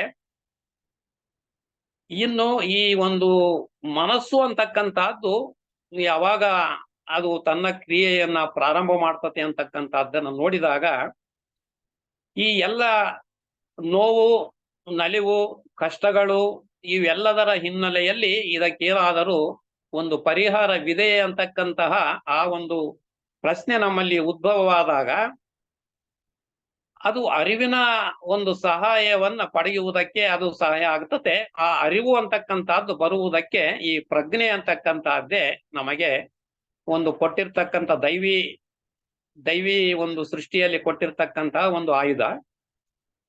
ಅಂದರೆ ಅದರ ಮುಖಾಂತರವಾಗಿ ನಾವು ಆ ಪ್ರಜ್ಞೆಯನ್ನ ವಿಸ್ತಾರ ಮಾಡಿಕೊಳ್ಳುತ್ತಾ ಹೋಗುವುದಕ್ಕೆ ಪ್ರಜ್ಞೆಯ ವಿಕಾಸ ಅಂತ ಕರಿತಿದ್ದೀವಿ. ಒಂದು ಈ ಕೆಳಗಿನ ಮಟ್ಟದಲ್ಲಿ ಲೌಕಿಕ ಪ್ರಪಂಚದಲ್ಲಿ ರೂಪ ಬದಲಾವಣೆಗಳೇ ನಾವು ಪರಿವರ್ತನೆ ಮಾಡಿಕೊಳ್ತಕ್ಕಂಥ ರೀತಿಯಲ್ಲಿ ಜೀವನ ಇರ್ತತೆ. ಇಲ್ಲಿ ಯಾಕೆ ಇರ್ತತೆ ಅಂತ ಹೇಳಿದ್ರೆ ಈ ಒಂದು ಆತ್ಮ ಅಂತಕ್ಕಂತಹದ್ದು ದೇಹದೊಡನೆ, ಪ್ರಕೃತಿಯೊಡನೆ ತನ್ನ ಒಂದು ಸಂಬಂಧ ಎಷ್ಟರ ಮಟ್ಟಿಗೆ ಗಾಢವಾಗಿ ಮಾಡಿದೆ ಅಂತ ಹೇಳಿದ್ರೆ ಪ್ರಕೃತಿಯೇ ನಾನು ಅಂತಕ್ಕಂತಹ ಮಟ್ಟಕ್ಕೆ ಅದರ ಒಂದು ಬಂಧನ ಅಂತಕ್ಕಂತಹದ್ದು ಏರ್ಪಡಿಸಿಕೊಂಡಿರ್ತತೆ. ಆ ಒಂದು ಬಂಧನದಿಂದ ಈಗ ನಾವು ಬಿಡುಗಡೆ ಹೊಂದಬೇಕು ಅಂತ ಹೇಳಿದ್ರೆ ಆ ನಾನು ನನ್ನದು ಅಂತಕ್ಕಂತಹ ಯಾವ ಒಂದು ಎಗೋ ಅಂತ ಕರಿತೀವಿ, ಆ ಒಂದು ಅಹಂಕಾರ ಅಂತ ಏನ್ ಕರಿತಾ ಇದ್ವಿ, ಅಹಂಕಾರ ಯಾವ ರೀತಿಯಲ್ಲಿ ಬೆಳೀತದೆ ಅಂತ ಹೇಳಿದ್ರೆ ನಾನು ಸಂಪಾದಿಸಿರ್ತಕ್ಕಂತಹ ಒಂದು ಆಸ್ತಿ ಅಥವಾ ಒಂದು ಸ್ಥಾನ ಮತ್ತು ನಾನು ಗಳಿಸಿರ್ತಕ್ಕಂತಹ ಒಂದು ಈ ಪ್ರಾಪರ್ಟಿ ಇನ್ ಕೈಂಡ್ ಅಂದ್ರೆ ಇವೆಲ್ಲದರ ಹಿನ್ನೆಲೆಯಲ್ಲಿ ನಾವು ಇದೇ ಜೀವನ ನಿಜ ಅಂತಕ್ಕಂತಹ ರೀತಿಯಲ್ಲಿ ಜೀವನ ಮಾಡಿದ್ದೇವೆ. ಆದರೆ ಯಾವುದೋ ಒಂದು ಘಟ್ಟದಲ್ಲಿ ಇದು ಸುಖ ದುಃಖಗಳಿಂದ ಪಾರಾಗಬಲ್ಲಂತಹ ಯಾವಾದರೂ ಮಾರ್ಗವಿದೆ ಅಂತಕ್ಕಂತಹ ಜಿಜ್ಞಾಸೆ ನಮ್ಮಲ್ಲಿ ಮೂಡಿದಾಗ ಅದು ನಮ್ಮ ಸಹಾಯಕ್ಕೆ ಬರ್ತಕ್ಕಂತಹದ್ದು ಈ ಒಂದು ಪ್ರಜ್ಞೆ, ಅರಿವು ಅಂತಕ್ಕಂತಹದ್ದು. ಅಂದ್ರೆ ಇದೆಲ್ಲವನ್ನು ಅರಿಯುವಂತಹ ಯಾವ ಒಂದು ಪ್ರಜ್ಞೆ ಅದು ಆತ್ಮಕ್ಕೆ ಈ ಕೆಳಗಡೆ ಈ ದೇಹಕ್ಕೆ ಸೀಮಿತವಾಗಿರ್ತಕ್ಕಂಥ ಆತ್ಮ ಗುಣಗಳಲ್ಲಿ ಬಂಧಿಸಲ್ಪಟ್ಟಿರ್ತತೆ. ಅದೇ ರೀತಿಯಲ್ಲಿ ಉನ್ನತವಾಗಿರ್ತಕ್ಕಂತಹ ಜೀವಾತ್ಮನು ಈ ಒಂದು ಪ್ರಜ್ಞೆಯಿಂದ ಕೂಡಿರ್ತಕ್ಕಂಥವನು ಆಗಿರ್ತಾನೆ. ಅಂದ್ರೆ ಕೆಳಗಡೆ ಮನಸ್ಸಿನಿಂದ ಏನೆಲ್ಲ ಕೆಳಗಿನ ಒಂದು ವಸ್ತು ಪ್ರಪಂಚಕ್ಕೆ ನಾವು ಸಿಲುಕಿಕೊಂಡಿದ್ದೇವೆ ಆ ವಸ್ತು ಪ್ರಪಂಚದ ಬಂಧನದಿಂದ ಬಿಡುಗಡೆ ಆಗ್ಬೇಕಂದ್ರೆ ಇದು ಯಾವ ರೀತಿಯಲ್ಲಿ ಬಂಧನ ಏರ್ಪಟ್ಟಿದೆ, ದೇಹಾತ್ಮವೇ ನಾನು ಅಂತಕ್ಕಂತಹ ಆ ಒಂದು ಪ್ರಜ್ಞೆ ನಮ್ಮಲ್ಲಿ ಬಿಡುಗಡೆಗೆ ಅದು ಸಾಧ್ಯವ ಮಾಡಿಕೊಡ್ತತೆ. ಅಂದ್ರೆ ಇದಕ್ಕೆ ಉನ್ನತವಾಗಿರ್ತಕ್ಕಂತಹ ಮತ್ತೊಂದು ಲೋಕ, ಆಂತರಿಕ ಲೋಕ ಇದೆ ಅಂತಕ್ಕಂತಹದ್ದು ನಮಗೆ ಗೊತ್ತಾದಾಗ ಈ ಆಂತರಿಕ ಪ್ರಯಾಣಕ್ಕೆ ಈ ಮನಸ್ಸು ಅಂತಕ್ಕಂತಹದ್ದು ಹೊರಗಡೆ ಹೋಗ್ತಕ್ಕಂತಹ ಮನಸ್ಸು ಏಕಾಗ್ರಗೊಂಡು ಧಾರಣಗೊಂಡು ಅದು ಧ್ಯಾನದ ಸ್ಥಿತಿಯಲ್ಲಿ ಒಳಗಡೆ ಹೋಗ್ತಕ್ಕಂತಹ ಪ್ರಯತ್ನ ಅಂತಕ್ಕಂತಹದ್ದು ಮಾಡ್ತತೆ. ಅಂದ್ರೆ ಈ ರೀತಿಯಲ್ಲಿ ಈ ಪರಿವರ್ತನೆ ಅಂತಕ್ಕಂಥದ್ದು ಪ್ರತಿಯೊಂದು ಹಂತದಲ್ಲಿಯೂ ನಡೀತಾ ಇರ್ತದೆ. ಅದು ಹಂತ ಹಂತವಾಗಿ ಬೆಳೆಯುವುದರಿಂದ ಯಾವುದೋ ಒಂದು ಪರಾಕಾಷ್ಠೆಯ ಹಂತದಲ್ಲಿ ಮಾತ್ರ ಈ ಒಂದು ಪರಿವರ್ತನೆಯನ್ನ ನಾವು ನೋಡುವುದಕ್ಕೆ ಸಾಧ್ಯ ಆಗ್ತದೆ. ಅಂದ್ರೆ ಈ ಒಂದು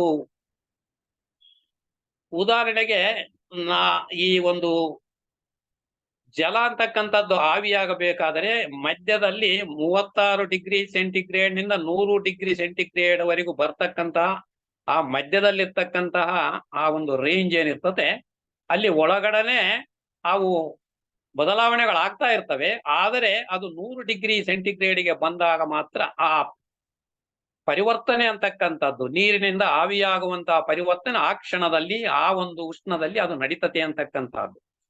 ಅಂದ್ರೆ ನಮ್ಮ ಜೀವನದಲ್ಲಿಯೂ ಕೂಡ ಆ ರೀತಿ ಸಾಧನೆ ಅಂತಕ್ಕಂಥದ್ದು ಏನಿದೆ, ಆ ಸಾಧನೆ ಒಂದು ಮಟ್ಟದಿಂದ ಮತ್ತೊಂದು ಮಟ್ಟಕ್ಕೆ ಬೆಳೆಯುವಾಗ ಅನೇಕ ಹಂತಗಳ ರೂಪದಲ್ಲಿ ಆ ಒಳಗಡೆ ಅದಕ್ಕೆ ಅನುಗುಣವಾಗಿರ್ತಕ್ಕಂತಹ ಬದಲಾವಣೆಗಳು ಅಂತಕ್ಕಂಥವು ಆಗ್ತಾ ಇರ್ತವೆ. ಯಾವುದೋ ಒಂದು ಪರಾಕಾಷ್ಠೆಯ ಘಟ್ಟದಲ್ಲಿ ಸೂಕ್ಷ್ಮವಾಗಿ ನಾವು ನೋಡಿದಾಗ ಆ ಪರಿವರ್ತನೆ ಅಂತಕ್ಕಂಥದ್ದು ನಮ್ಮ ಅನುಭವಕ್ಕೆ, ನಮ್ಮ ಇಂಗಿತಕ್ಕೆ ಗೊತ್ತಾಗ್ತದೆ.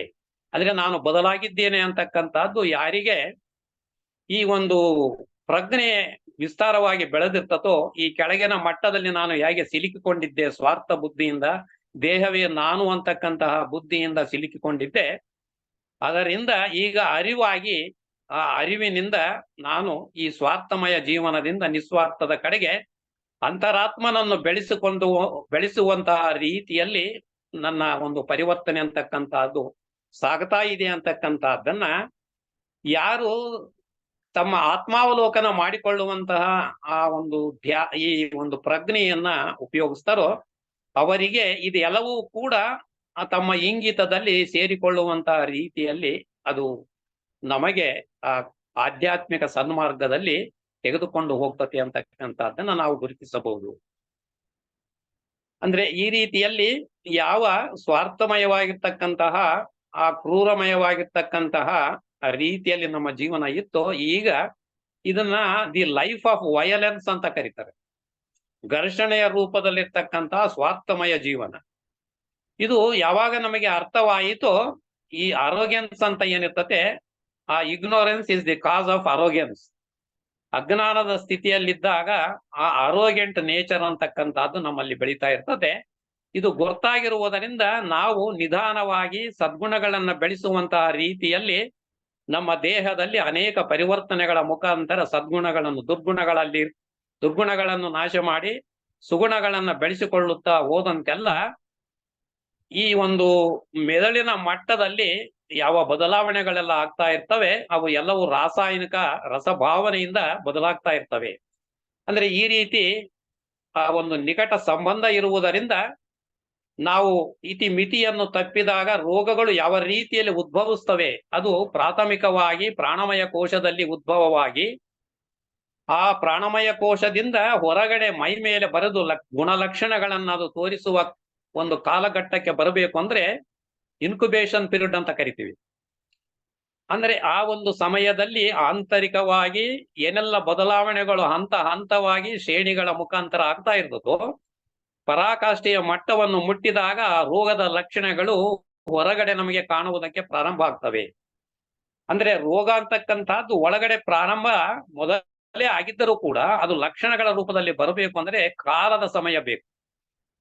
ಅಂದ್ರೆ ಇದೇ ರೀತಿಯಲ್ಲಿ ನಾವು ಸನ್ಮಾರ್ಗದಲ್ಲಿ ಒಂದು ಕೆಳಗಿನ ಮಟ್ಟದಿಂದ ಉನ್ನತ ಮಟ್ಟಕ್ಕೆ ಹೋಗಬೇಕಾದರೂ ಕೂಡ ಆ ಒಂದು ಸಮಯ ಅಂತಕ್ಕಂಥದ್ದು ಬೇಕಾಗ್ತದೆ. ಅಂತರ್ಪರವರ್ತನೀಯ ಆ ಒಂದು ಶ್ರೇಣಿಗಳು ಒಳಗಡೆ ನಡೀತಾ ಇರ್ತವೆ ಅಂತಕ್ಕಂಥದ್ದನ್ನ ನಾವು ಇಲ್ಲಿ ಗುರುತಿಸಬೇಕಾಗಿರ್ತಕ್ಕಂತಹ ಒಂದು ವಿಷಯವಾಗಿರ್ತದೆ.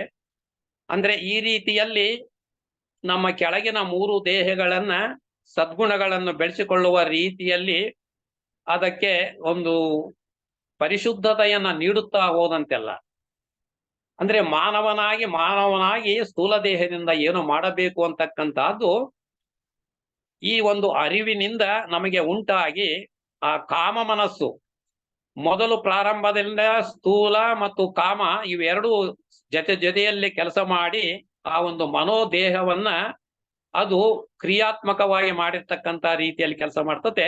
ಅದು ತದನಂತರ ಈ ಆಸ್ಟ್ರೋ ಸೈಕಲಾಜಿಕಲ್ ಅಂದ್ರೆ ಈ ಒಂದು ಕಾಮ ಮನಸ್ಸು ಅಂತಕ್ಕಂತಹ ರೀತಿಯಲ್ಲಿ ಅವು ಕೆಲಸ ಮಾಡ್ತವೆ ಅಂತಕ್ಕಂತಹದ್ದನ್ನ ನಾವು ನೋಡಬಹುದು.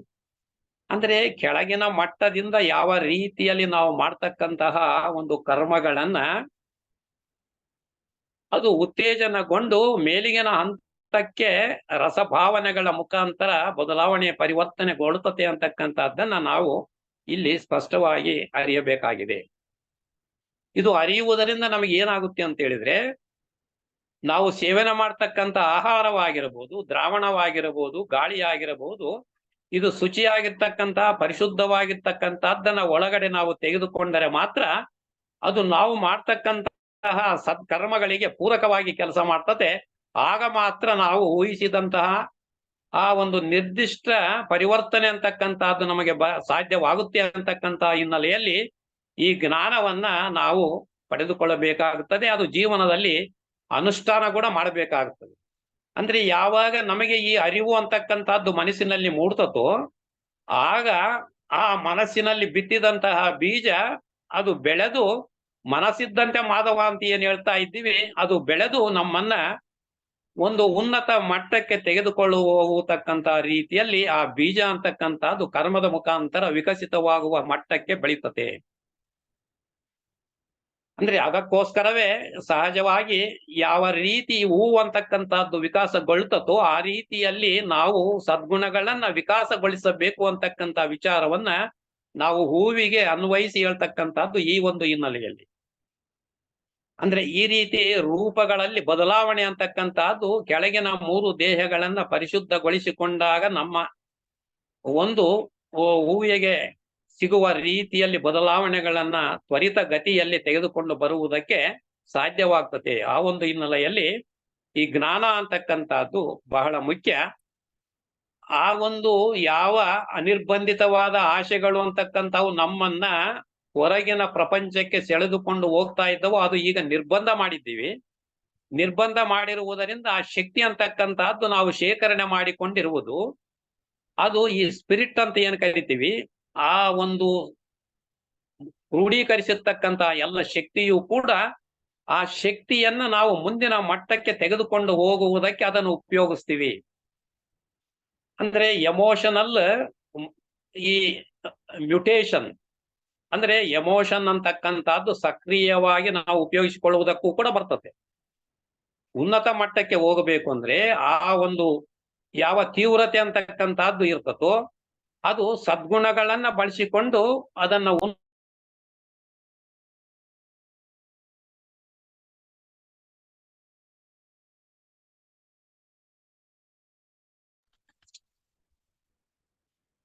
ಅಂದರೆ ಇದು ಈ ಎಮೋಷನ್ ಅಂದ ತಕ್ಷಣವೇ ನಮಗೆ ತಪ್ಪು ಅಭಿಪ್ರಾಯ ಕೂಡ ಬರ್ತದೆ. ಅದೇ ನಮ್ಮನ್ನು ಎಲ್ಲಿ ತಪ್ಪು ಹಾದಿಯಲ್ಲಿ ತೆಗೆದುಕೊಂಡು ಹೋಗ್ತದಂತ. ಅದರ ಜೊತೆಗೆ ನಾವು ಸದ್ಗುಣಗಳನ್ನ ಜೋಡಿಸಿಕೊಂಡಾಗ ಈ ಕೆಳಗಿನ ಮಟ್ಟದಿಂದ ಉನ್ನತ ಮಟ್ಟಕ್ಕೆ ಪರಿವರ್ತನೆಯನ್ನು ಮಾಡುವುದಕ್ಕೂ ಕೂಡ ಸಾಧ್ಯವಿದೆ ಅಂತಕ್ಕಂತಹ ಸತ್ಯವನ್ನು ನಾವು ತಿಳಿದುಕೊಳ್ಳಬೇಕಾಗ್ತದೆ. ಅಂದ್ರೆ ಈ ರೀತಿಯಲ್ಲಿ ಒಂದು ರೂಪ ಬದಲಾವಣೆ ಇನ್ನು ಮುಂದಿನ ಈ ಶಕ್ತಿಗಳನ್ನ ಕ್ರೋಢೀಕರಿಸಿಕೊಂಡು ಯಾವ ಆಸೆಯ ಒಂದು ಶಕ್ತಿ ಅಂತಕ್ಕಂಥದ್ದು ಇತ್ತೋ ಈಗ ನಮಗೆ ಇಚ್ಛಾಶಕ್ತಿಯಾಗಿ ಅದನ್ನ ಪರಿವರ್ತನೆ ಮಾಡಿಕೊಂಡು ಶಕ್ತಿಗಳ ರೂಪದಲ್ಲಿ ಇರ್ತಕ್ಕಂತಹ ಅರೂಪ ಪ್ರಪಂಚಕ್ಕೆ ನಮ್ಮ ಒಂದು ಪ್ರವೇಶ ಅಂತಕ್ಕಂಥದ್ದು ಆಗ್ತದೆ. ಅದು ಧ್ಯಾನ ಅಂತಕ್ಕಂಥದ್ದನ್ನ ನಾವು ಮಾಡ್ತಕ್ಕಂತಹ ಸಂದರ್ಭದಲ್ಲಿ ಆ ಒಂದು ಸಮಾಧಿಯ ಸ್ಥಿತಿಯಲ್ಲಿ ಯಾವ ರೀತಿಯಲ್ಲಿ ಒಂದು ಹಂತದಿಂದ ಮತ್ತೊಂದು ಹಂತಕ್ಕೆ ನಾವು ಪರಿವರ್ತನೆ ಹೊಂದುತ್ತೀವಿ ಅಂತಕ್ಕಂಥದ್ದು ಕೂಡ ಅಲ್ಲಿ ನಮಗೆ ತಿಳಿದು ಬರ್ತಕ್ಕಂಥ ವಿಚಾರ. ಯಾಕಂದ್ರೆ ಧ್ಯಾನವಾದ ನಂತರ ಆ ಒಂದು ಧ್ಯಾನದ ಹಿನ್ನೆಲೆಯಲ್ಲಿ ಮನಸ್ಸು ಸಂಪೂರ್ಣವಾಗಿ ಏಕತ್ವವನ್ನ ಅದು ಧರಿಸುವಂತಹ ಸ್ಥಿತಿಗೆ ಬಂದಾಗ ಆ ಯೋಗದ ಸ್ಥಿತಿಯಲ್ಲಿ ನಾವು ಯಾವುದೋ ಒಂದು ವಿಷಯ ವಸ್ತುವನ್ನ ಅದು ಆಧಾರವಾಗಿ ಇಟ್ಟುಕೊಂಡು ಮನಸ್ಸನ್ನು ಏಕಾಗ್ರಗೊಳಿಸುತ್ತೇವೆ. ಅಂದ್ರೂ ಅದು ಅಲ್ಲಿ ರೂಪ ಪ್ರಪಂಚದ ಯಾವ ವಸ್ತುವನ್ನ ಹಿಡಿದುಕೊಂಡಿರ್ತೇವೆ ಅಲ್ಲಿಂದ ಇನ್ನು ಅರೂಪ ಪ್ರಪಂಚಕ್ಕೆ ನಾವು ಪ್ರವೇಶ ಆಗಬೇಕು ಅಂತಕ್ಕಂತಹ ಆ ಒಂದು ಪರಿವರ್ತನೆಯ ಹಂತದಲ್ಲಿ ಸಂಪೂರ್ಣವಾಗಿ ಶಕ್ತಿಗಳ ರೂಪದಲ್ಲಿ ಸಂಪೂರ್ಣವಾದಂತಹ ಒಂದು ರೂಪ ಪ್ರಪಂಚವನ್ನ ತೊರೆದು ಆ ಯಾವ ಶಕ್ತಿ, ಇಚ್ಛಾಶಕ್ತಿ, ಜ್ಞಾನಶಕ್ತಿ, ಕ್ರಿಯಾಶಕ್ತಿಯ ಕ್ಷೇತ್ರವಿದೆಯೋ ಆ ಕ್ಷೇತ್ರಕ್ಕೆ, ಅರೂಪದ ಕ್ಷೇತ್ರಕ್ಕೆ, ಅಬ್ಸ್ಟ್ರಾಕ್ಟ್ ವರ್ಲ್ಡ್ ಯಾವ ಮಹಾತ್ಮರು ನಮ್ಮ ಪ್ರಪಂಚಕ್ಕೆ ಬರ್ರಿ ಅಂತ ಕರಿತಾ ಇದ್ದಾರೋ ಅಂತ ಒಂದು ಪ್ರವೇಶಕ್ಕೆ ಮೆಟ್ಟಲುಗಳಾಗಿ ಇವು ಕೆಲಸ ಮಾಡ್ತವೆ ಅಂತಕ್ಕಂತಹದ್ದನ್ನು ಕೂಡ ನಾವು ಇಲ್ಲಿ ತಿಳಿಯಬೇಕಾಗಿರ್ತಕ್ಕಂತಹ ಒಂದು ವಿಚಾರವಾಗಿರ್ತದೆ. ಅಂದ್ರೆ ಈ ರೀತಿಯಲ್ಲಿ ಪರಿವರ್ತನೆ ಅಂತಕ್ಕಂತಹದ್ದು ಮೇಲ್ಗಡೆಯಿಂದ ಸೃಷ್ಟಿಕಾರಕವಾಗಿ ಕೆಳಗಡೆ ಇಳಿತತೆ. ಕೆಳಗಡೆ ಇಳಿದಿರ್ತಕ್ಕಂತಹದ್ದು ಒಂದು ಕಲ್ಪಕಾಲದಲ್ಲಿ ಒಂದು ಹಂತದಿಂದ ಮತ್ತೊಂದು ಹಂತಕ್ಕೆ ಪರಿವರ್ತನೆಗೊಂಡು ಪ್ರಾಣಿಯಾಗಿರ್ತಕ್ಕಂತಹದ್ದು ಮಾನವನಾಗಿ ಒಂದು ಕಲ್ಪದ ಸಮಯದಲ್ಲಿ ಪರಿವರ್ತನೆಗೊಂಡು ಆ ಒಂದು ಪರಿವರ್ತನೆಯಲ್ಲಿ ಹಿಂದಿರ್ತಕ್ಕಂತಹ ಒಂದು ಶ್ರೇಣಿಯಿಂದ ಮುಂದಿನ ಒಂದು ಶ್ರೇಣಿಗೆ ಪರಿವರ್ತನೆಗೊಂಡಿರ್ತಕ್ಕಂತಹದ್ದು ಪ್ರತಿಯೊಂದು ಹಂತದಲ್ಲಿಯೂ ಕೂಡ ಅದು ನಡೀತಾ ಇರ್ತದೆ. ಅಂದ್ರೆ ಈ ರೀತಿಯಲ್ಲಿ ನಮ್ಮ ಪ್ರಜ್ಞೆಯನ್ನ ವಿಕಾಸಗೊಳಿಸುತ್ತಾ ಈ ಒಂದು ಆತ್ಮ ಅಂದ್ರೆ ಏನು, ಅದು ಯಾವ ರೀತಿಯಲ್ಲಿ ಪರಮಾತ್ಮನಿಂದ ಪ್ರಸಾದಿಸಲ್ಪಟ್ಟಿದೆ ಅಂತಕ್ಕಂತಹ ಏಕತ್ವವನ್ನ ನಿರೂಪಿಸತಕ್ಕಂತಹ ಜೀವಾತ್ಮನೇನಿದ್ದಾನೆ, ಆ ಜೀವಾತ್ಮನು ಸಂಪೂರ್ಣವಾಗಿ ಕೆಳಗಿನ 3 ದೇಹಗಳನ್ನ ತನ್ನ ಉಪಕರಣವಾಗಿ ಉಪಯೋಗಿಸುವಂತಹ ಒಂದು ಮಟ್ಟಕ್ಕೆ ಈಗ ಬಂದಿದ್ದಾನೆ.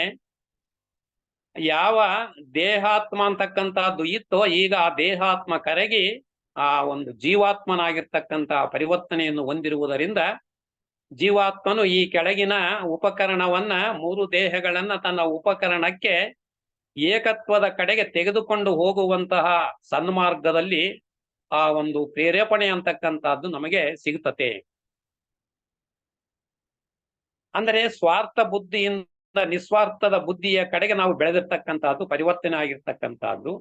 ನಾವೆಲ್ಲರೂ ಆತ್ಮತತ್ವದಿಂದ ಎಲ್ಲರೂ ಒಂದೇ ಅಂತಕ್ಕಂತಹ ಆ ಒಂದು ಪರಮಾತ್ಮನ ಯಾವ ಒಂದು ಇಚ್ಛೆ ಇದೆಯೋ ಆ ಪರಮಾತ್ಮನ ಇಚ್ಛೆಗೆ ಅನುಗುಣವಾಗಿ ನಾವೆಲ್ಲರೂ ಜೊತೆಯಲ್ಲಿಯೇ ಆ ಸಾಧನೆಯನ್ನು ಮಾಡುತ್ತಾ ಈ ಒಂದು ಕಷ್ಟದಲ್ಲಿರ್ತಕ್ಕಂಥವರಿಗೆ ನೆರವಾಗಿ ಆ ಕಷ್ಟದಿಂದ ಅವರನ್ನು ಪಾರು ಮಾಡಿ ಜೊತೆಯಲ್ಲಿಯೇ ನಾವು ಅವರನ್ನು ತೆಗೆದುಕೊಂಡು ಹೋಗಬೇಕು ಅಂತಕ್ಕಂತಹ ಆ ಪರಮಾತ್ಮನ ಒಂದು ಸಂಸರಣದ ಒಂದು ನಿಯಮವೇನಿದೆ ಆ ನಿಯಮಕ್ಕೆ ಅನುಗುಣವಾಗಿ ನಾವು ನಮ್ಮನ್ನ ನಿಸ್ವಾರ್ಥವಾಗಿ ಆ ಕರ್ಮದಲ್ಲಿ ತೊಡಗಿಸಿಕೊಳ್ಳುವಂತಹದ್ದಕ್ಕೆ ಸಾಧ್ಯವಾಗ್ತದೆ.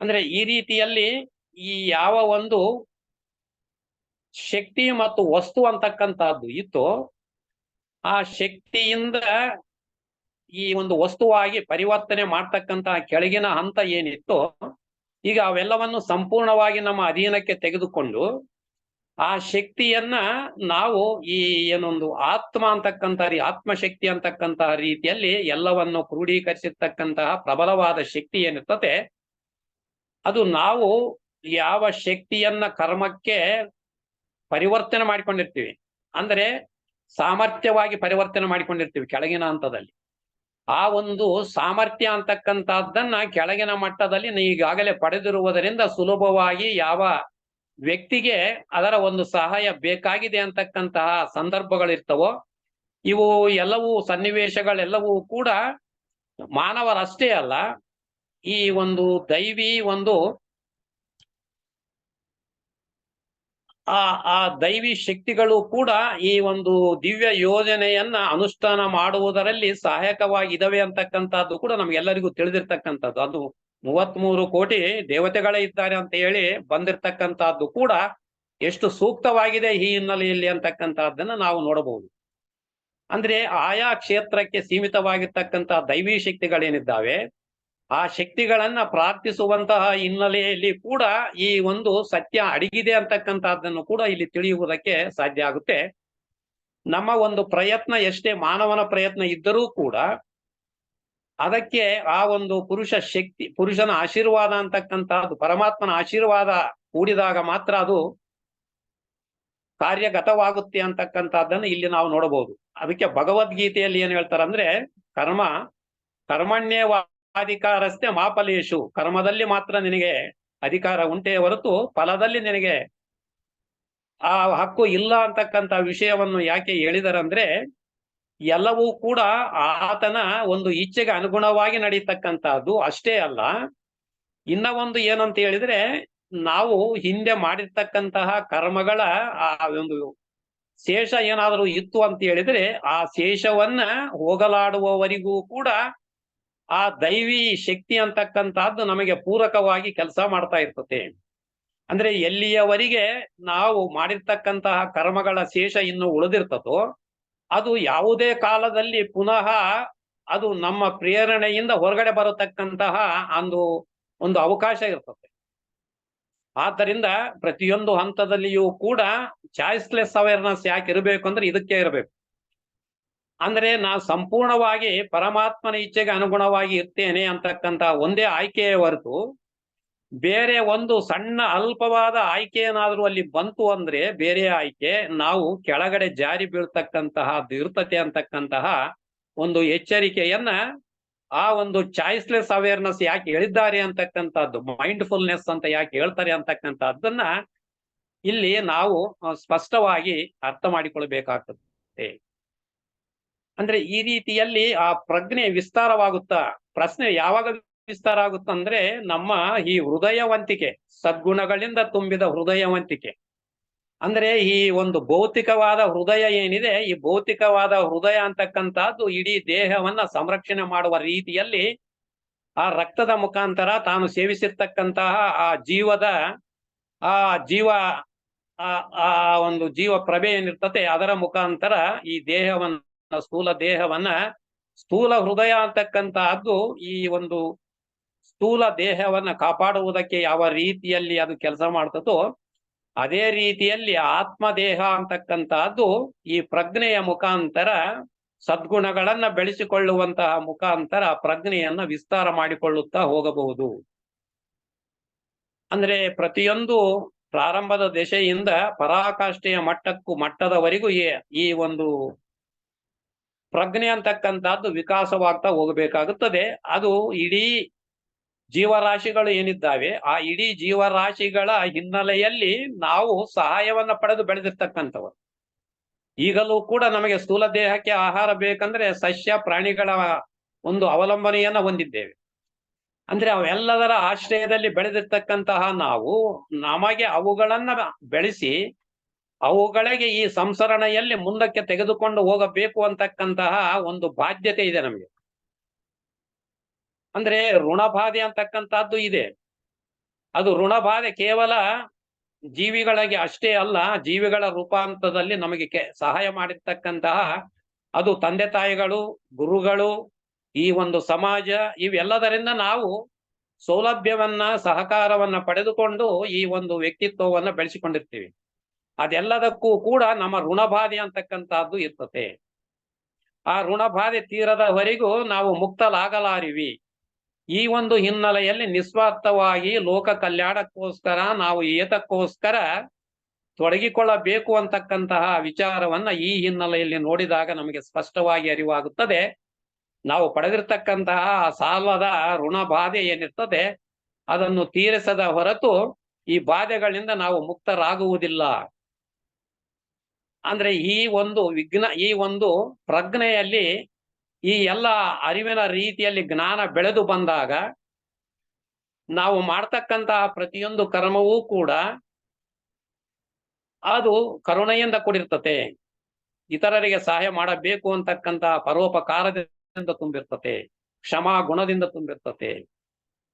ಅಂದ್ರೆ ಅದಕ್ಕೋಸ್ಕರವೇ ಈ ಒಂದು ಕಂಪ್ಯಾಷನೇಟ್ ಕೈಂಡ್ನೆಸ್ ಅಂತಕ್ಕಂತಹ ರೀತಿಯಲ್ಲಿ ಬೌದ್ಧರು ಕೂಡ ಅದನ್ನು ಹೆಚ್ಚು ಪ್ರಚಲಿತವಾಗಿ ಅದನ್ನ ಹೇಳ್ತಕ್ಕಂಥದ್ದು.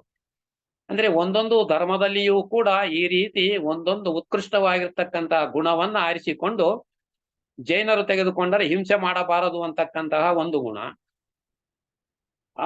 ಕ್ರಿಶ್ಚಿಯನರು ತೆಗೆದುಕೊಂಡ್ರೆ ಕಷ್ಟವನ್ನು ಪರಿಹಾರ ಮಾಡ್ತೀನಿ ಅಂತಕ್ಕಂಥದ್ದು, ಅದೇ ಮುಸ್ಲಿಂ ಧರ್ಮದಲ್ಲಿ ಆ ಒಂದು ಸೋದರ ಭಾತೃತ್ವ. ಅಂದ್ರೆ ಯಾವ ಪ್ರತಿಯೊಂದು ಧರ್ಮದಲ್ಲಿಯೂ ಕೂಡ ಈ ಒಂದು ಆ ಒಂದು ಪಾರಮಾರ್ಥಿಕವಾಗಿರ್ತಕ್ಕಂತಹ ಒಂದು ಸತ್ಯವನ್ನು ಸೂಚಿಸುವಂತಹ ಒಂದು ಗುಣ ಅಂತಕ್ಕಂಥದ್ದು ಎಲ್ಲ ಧರ್ಮಗಳಲ್ಲಿಯೂ ಕೂಡ ಅದು ಒಳಗಡೆ ಹೋಗಿದೆ ಅಂತಕ್ಕಂಥದ್ದು, ಒಳಗಡೆ ಪ್ರವೇಶ ಆಗಿದೆ ಅಂತಕ್ಕಂಥದ್ದು. ಆ ಒಂದರಿಂದಲೇ ನಾವು ಉತ್ಕೃಷ್ಟವಾಗಿರ್ತಕ್ಕಂತಹ ಈ ಒಂದು ಸಂಸರಣೆಯ ಮಾರ್ಗದಲ್ಲಿ ಮುಂದೆ ಹೋಗುವುದಕ್ಕೆ ಸಾಧ್ಯವಿದೆ. ಆದ್ದರಿಂದಲೇ ಒಂದು ಧರ್ಮದಿಂದ ಮತ್ತೊಂದು ಧರ್ಮಕ್ಕೆ ನಾವು ಪ್ರತ್ಯೇಕಿಸುವಂತಹ ಕೆಲಸವನ್ನ ಮಾಡುವ ಅವಶ್ಯಕತೆ ಇಲ್ಲ ಅಂತಕ್ಕಂಥದ್ದು ನಮ್ಮ ದಿವ್ಯಜ್ಞಾನ ಸಮಾಜದಲ್ಲಿ ಸ್ಪಷ್ಟವಾಗಿ ನಿರೂಪಿಸಲ್ಪಟ್ಟಿರ್ತಕ್ಕಂಥ ಒಂದು ಸತ್ಯವಾಗಿದೆ. ಯಾಕಂದ್ರೆ ಅವರವರ ಧರ್ಮದಿಂದಲೇ ಅವರು ಸತ್ಯವನ್ನು ಪಡೆದುಕೊಳ್ಳುವಂತಹ ಮಾರ್ಗವನ್ನ ಏರ್ಪಡಿಸಿಕೊಳ್ಳಬಹುದು ಅಂತಕ್ಕಂಥದ್ದು ಈ ಒಂದು ಹಿನ್ನೆಲೆಯಲ್ಲಿಯೇ ನಮಗೆ ಕೊಟ್ಟಿರ್ತಕ್ಕಂಥದ್ದು. ಅಂದ್ರೆ ಈ ರೀತಿಯಲ್ಲಿ ನಾವು ನೋಡುತ್ತಾ ಹೋದಂತೆಲ್ಲ ಯಾವ ರೀತಿಯಲ್ಲಿ ಈ ಒಂದು ಜ್ಞಾನ ಅಂತಕ್ಕಂಥದ್ದು ಬೆಳಕಿನ ರೂಪದಲ್ಲಿ ಪರಿವರ್ತನೆ ಆಗ್ತಕ್ಕೆ ಅಂತಕ್ಕಂಥದ್ದನ್ನ ಆ ಯಾವ ರೂಪ ಪ್ರಪಂಚವಿದೆ, ರೂಪ ಪ್ರಪಂಚದಿಂದ ಅರೂಪ ಪ್ರಪಂಚಕ್ಕೆ ಹೋಗುತ್ತಾ ಹೋದಂತೆಲ್ಲ ಅದರ ಒಂದು ಬೆಳಕು ಅಂತಕ್ಕಂಥದ್ದು, ಜ್ಞಾನದ ಬೆಳಕು ಅಂತಕ್ಕಂಥದ್ದು ನಾವು ಕಾಣ್ತೀವಿ ಅಂತಕ್ಕಂಥದ್ದನ್ನ ಆ ಒಂದು ಹಿನ್ನೆಲೆಯಲ್ಲಿ ನಾವು ತಿಳಿದುಕೊಳ್ಳಬಹುದು. ಅಂದ್ರೆ ಈ ಒಂದು ಜ್ಞಾನದ ಬೆಳಕು ಅಂತಕ್ಕಂಥದ್ದು ಮುಂದಿನ ಹಂತಗಳಾಗಿರ್ತಕ್ಕಂತಹ ರೂಪದಿಂದ ಅರೂಪಕ್ಕೆ ಹೋಯಿತು, ಅರೂಪ ಧ್ಯಾನ. ಅಲ್ಲಿ ಪರಿವರ್ತನೆಗೊಂಡು ಆ ಒಂದು ಅರೂಪದಿಂದ ಆನಂದದ ಒಂದು ಸಮಾಧಿ. ಅಂದ್ರೆ ಈ ರೀತಿ ಎಲ್ಲ ಒಂದೊಂದು ಹಂತ ಯಾವ ರೀತಿಯಲ್ಲಿ ಮೇಲಿನಿಂದ ಅದು ಅವ್ಯಕ್ತ ರೂಪದಿಂದ ವ್ಯಕ್ತ ರೂಪಕ್ಕೆ ಬಂದು ತದನಂತರ ಈ ಒಂದು ಗೋಳಮಾಲೆಯಲ್ಲಿ ಅಗೋಚರವಾಗಿರ್ತಕ್ಕಂಥದ್ದರಿಂದ ಗೋಚರವಾಗುವಂತಹ ರೀತಿಯಲ್ಲಿ ಬಂತು. ತದನಂತರ ಮಾನವನ ಮಟ್ಟದಲ್ಲಿ ದೃಶ್ಯ ಅದೃಶ್ಯದ ರೂಪದಲ್ಲಿ ಇದು ಕಂಡಿತು. ಅಂದ್ರೆ ಯಾವ ಆ ವಿಶ್ವ ತತ್ವದಲ್ಲಿ ಅವ್ಯಕ್ತವಾಗಿರ್ತಕ್ಕಂತಹದ್ದು ಈ ಒಂದು ಗ್ರಹ ಮಾಲೆಯಲ್ಲಿ ಅದು ಗೋಚರ ಅಗೋಚರ ಅಂತಕ್ಕಂತ ಸ್ಥಿತಿಯಲ್ಲಿ ಬಂದಿರತಕ್ಕಂತಹದ್ದು ಮಾನವನ ಮಟ್ಟದಲ್ಲಿ ಅದು ದೃಶ್ಯ ಅದೃಶ್ಯದ ರೂಪದಲ್ಲಿ ಪ್ರಕಟಗೊಂಡಿದೆ ಅಂತಕ್ಕಂಥದ್ದನ್ನ ನಾವು ಯಾಸ್ ಅಬೌವ್ ಸೋ ಬಿಲೋ ಅಂತಕ್ಕಂತಹ ತತ್ವವೇನಿದೆ ಅದನ್ನ ನೋಡುವುದಕ್ಕೆ ಈ ಎಲ್ಲದರ ಹಿನ್ನೆಲೆಯಲ್ಲಿ ಸಾಧ್ಯವಾಗುತ್ತೆ ಅಂತಕ್ಕಂಥದ್ದನ್ನ ನಾವು ತಿಳಿದುಕೊಳ್ಳಬಹುದು. ಅಂದ್ರೆ ಈ ರೀತಿಯಲ್ಲಿ ಈ ಒಂದು ಪರಿವರ್ತನೆ ಅಂತಕ್ಕಂಥದ್ದು ಪ್ರತಿಯೊಂದು ಹಂತದಲ್ಲಿಯೂ ನಡೀತಾ ಇರ್ತದೆ. ಏನಂತಂದ್ರೆ ಜಗತ್ಯಾಂ ಜಗತ್ ಅಂದ್ರೆ ಜಗತ್ತು ಅಂತಕ್ಕಂಥದ್ದು ಚಲನೆಯಿಂದ ಕೂಡಿರ್ತಕ್ಕಂಥದ್ದು. ಆ ಚಲನೆಗಳಲ್ಲಿ ಕೆಲವು ಮುಖ್ಯವಾಗಿರ್ತಕ್ಕಂತಹ ಘಟ್ಟಗಳು, ಶ್ರೇಣಿಗಳು ಅಂತಕ್ಕಂಥವು ಇದಾವೆ. ಆ ಒಂದು ಶ್ರೇಣಿಯಿಂದ ಮತ್ತೊಂದು ಶ್ರೇಣಿಗೆ ಹೋಗ್ತಕ್ಕಂತಹದ್ದನ್ನೇ ನಾವು ಪರಿವರ್ತನೆ ಅಂತಕ್ಕಂತಹದ್ದನ್ನ ನಾವು ತಿಳಿದಿದ್ದೇವೆ. ಅಂದ್ರೆ ಇದು ಯಾವ ರೀತಿ ನಾವು ಈ ಬಾಹ್ಯ ಪ್ರಪಂಚದ ಉದಾಹರಣೆಯನ್ನು ಕೊಡಬಹುದು ಅಂತ ಹೇಳಿದ್ರೆ, ಯಾವುದೇ ಒಂದು ಆಸ್ತಿ, ಒಬ್ಬರ ಹೆಸರಿನಲ್ಲಿರ್ತಕ್ಕಂಥ ಆಸ್ತಿಯನ್ನ ನಾವು ಕೊಂಡುಕೊಂಡಾಗ ಆ ಹೆಸರು ಅವರ ಹೆಸರು ಹೋಗಿ ನಮ್ಮ ಹೆಸರು ಬರ್ತದೆ, ಅಂದ್ರೆ ಮ್ಯೂಟೇಶನ್ ಅಂತ ಕರಿತೀವಿ. ಅದೇ ರೀತಿಯಲ್ಲಿ ಈ ಒಂದು ಆಧ್ಯಾತ್ಮಿಕ ಮಾರ್ಗದಲ್ಲಿಯೂ ಕೂಡ ಒಂದು ಹಂತದಿಂದ ಮತ್ತೊಂದು ಹಂತಕ್ಕೆ ನಾವು ಹೋಗಬೇಕಾದರೆ ಈ ಒಂದು ಶಕ್ತಿ ಅಂತಕ್ಕಂಥದ್ದು ಪೋಲಾಗ್ತಕ್ಕಂಥ ಶಕ್ತಿ ಹೊರಗಡೆ ಪ್ರಪಂಚಕ್ಕೆ ಹೋಗಿ ನಷ್ಟವನ್ನು ಅನುಭವಿಸ್ತಕ್ಕಂಥ ಶಕ್ತಿ ಎಲ್ಲವನ್ನು ಕ್ರೋಢೀಕರಿಸಿದಾಗ ಅದು it will assume A spiritual force. ಆ ಉನ್ನತ ಮಟ್ಟದ ಫೋರ್ಸ್ ಬಂದಾಗ ಈ ಒಂದು ಸ್ಥೂಲ ಮಟ್ಟದಿಂದ ಆ ಅರೂಪ ಮಟ್ಟದ ಆಧ್ಯಾತ್ಮಿಕ ಮಟ್ಟಕ್ಕೆ, ಆ ಒಂದು ದೇಹಾತ್ಮನಿಂದ ಜೀವಾತ್ಮನ ಮಟ್ಟಕ್ಕೆ ನಾವು ಆರಬಹುದು, ಮ್ಯೂಟೇಶನ್ ಆಗಬಹುದು ಅಂತಕ್ಕಂಥ ರೀತಿಯಲ್ಲಿ. ಅಂದ್ರೆ ಈ ವಿಷಯಗಳನ್ನ ಯಾಕೆ ಈ ಬಾಹ್ಯ ಪ್ರಪಂಚದ ಉದಾಹರಣೆಗಳನ್ನ ಕೊಟ್ಟು ಆಧ್ಯಾತ್ಮಿಕ ವಿಚಾರಣೆಗಳನ್ನ ನಮ್ಗೆ ತಿಳಿಸ್ತಾರಂತ ಹೇಳಿದ್ರೆ, ಆ ಒಂದು ಆಧ್ಯಾತ್ಮಿಕ ಅರೂಪವಾಗಿರ್ತಕ್ಕಂಥ ವಿಚಾರಗಳನ್ನ ಈ ಒಂದು ವೈಜ್ಞಾನಿಕ ವ್ಯಕ್ತಿಗಳು ಯಾವ ರೀತಿ ತೋರಿಸಿದರೆ ಮಾತ್ರ ಅದು ಸತ್ಯ ಅಂತಕ್ಕಂತಹ ಒಂದು ವಾದವನ್ನು ಮಾಡ್ತಾರೋ ಆ ವಾದಕ್ಕೆ ಅನುಗುಣವಾಗಿ ತೋರಿಸುವುದಕ್ಕೆ ಆಗ್ತಕ್ಕಂಥದ್ದು ಅಲ್ಲ. ಅದು ನೋಡುವುದಕ್ಕೆ ಸಿಗದೇ ಇರ್ತಕ್ಕಂತಹದ್ದು, ಸ್ಪರ್ಶಕ್ಕೆ ಸಿಗದೇ ಇರ್ತಕ್ಕಂತಹದ್ದು, ಮುಟ್ಟುವುದಕ್ಕೆ ಸಿಗದೇ ಇರ್ತಕ್ಕಂತಹದ್ದು. ಅಂದ್ರೆ ಈ ರೀತಿಯಲ್ಲಿ ಇರ್ತಕ್ಕಂತಹ ಆ ವ್ಯಕ್ತವಾಗಿರ್ತಕ್ಕಂತಹ ಆ ಇಂಗಿತದ ಮುಖಾಂತರ ಮಾತ್ರಲೇ, ಅಂದ್ರೆ ಇಟ್ ಈಸ್ ಎ ಪರ್ಸೆಪ್ಟಿವ್ ಥಿಂಗ್. ಅದನ್ನ ಅವರೇ ಇಂಗಿತ ಮಟ್ಟದಲ್ಲಿ ಅದನ್ನ ಅರಿಯುವಂತಹ ಆ ಅನುಭವದ ಸ್ಥಿತಿ ಇರುವುದರಿಂದ ಅದನ್ನು ತೋರಿಸುವುದಕ್ಕಾಗುವುದಿಲ್ಲ. ಪ್ರತಿಯೊಬ್ಬ ವ್ಯಕ್ತಿಯು ತನ್ನದೇ ಒಂದು ಸಾಧನೆಯ ಮುಖಾಂತರ, ಧ್ಯಾನದ ಮುಖಾಂತರ ಆ ಅಂತರಾತ್ಮನನ್ನ ಬೆಳೆಸಿಕೊಂಡು ದೇಹಾತ್ಮನಿಂದ ಜೀವಾತ್ಮನಿಗೆ ಆ ಸಂಪರ್ಕವನ್ನ ಏರ್ಪಡಿಸಿಕೊಳ್ಳತಕ್ಕಂತಹ ಈ ಒಂದು ಪರಿವರ್ತನಾ ಮಾರ್ಗ ಅಂತಕ್ಕಂಥದ್ದು ಚಲನೆಯಲ್ಲಿ ಹಲವಾರು ಘಟ್ಟಗಳಲ್ಲಿ ಕಾಣಿಸಿಕೊಳ್ತಕ್ಕಂತಹದ್ದು.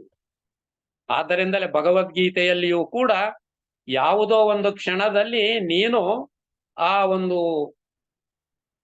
ಮೋಕ್ಷದ ಅಂದ್ರೆ ಈ ಒಂದು ಆ ಜ್ಞಾನವನ್ನ ನೀನು ಪಡಿತೀಯ, ಸಾಕ್ಷಾತ್ಕಾರವಾಗುತ್ತದೆ. ಅಂದ್ರೆ ಅದರ ಹಿಂದೆ ಸಾಧನೆ ಇರಬೇಕು, ಸಾಧನೆ ಇಲ್ಲದೆ ಸಾಕ್ಷಾತ್ಕಾರವಾಗುವುದಿಲ್ಲ ಅಂತಕ್ಕಂಥ ಸತ್ಯವನ್ನು ಕೂಡ ನಾವು ತಿಳಿಯಬೇಕು. ಆ ಸಾಧನೆಗೆ ಈ ಒಂದು ಕಾಲಾವಕಾಶ ಅಂತಕ್ಕಂತಹದ್ದು ಬೇಕಾಗ್ತದೆ ಅಂತಕ್ಕಂತಹ ಈ ಒಂದು ಈಗ ಸಮಯವಾಗಿರುವುದರಿಂದ ಇಲ್ಲಿಗೆ ಈ ಒಂದು ಪರಿವರ್ತನಾ ವಿವರಣೆಯನ್ನ ಇಲ್ಲಿಗೆ ನಾನು ಮುಕ್ತಗೊಳಿಸುವುದಕ್ಕೆ ನಮ್ಮೆಲ್ಲರ ಆ ಒಂದು ಪರವಾನಗಿಯನ್ನ ಬೇಡ್ತಾ ಇದ್ದೇನೆ.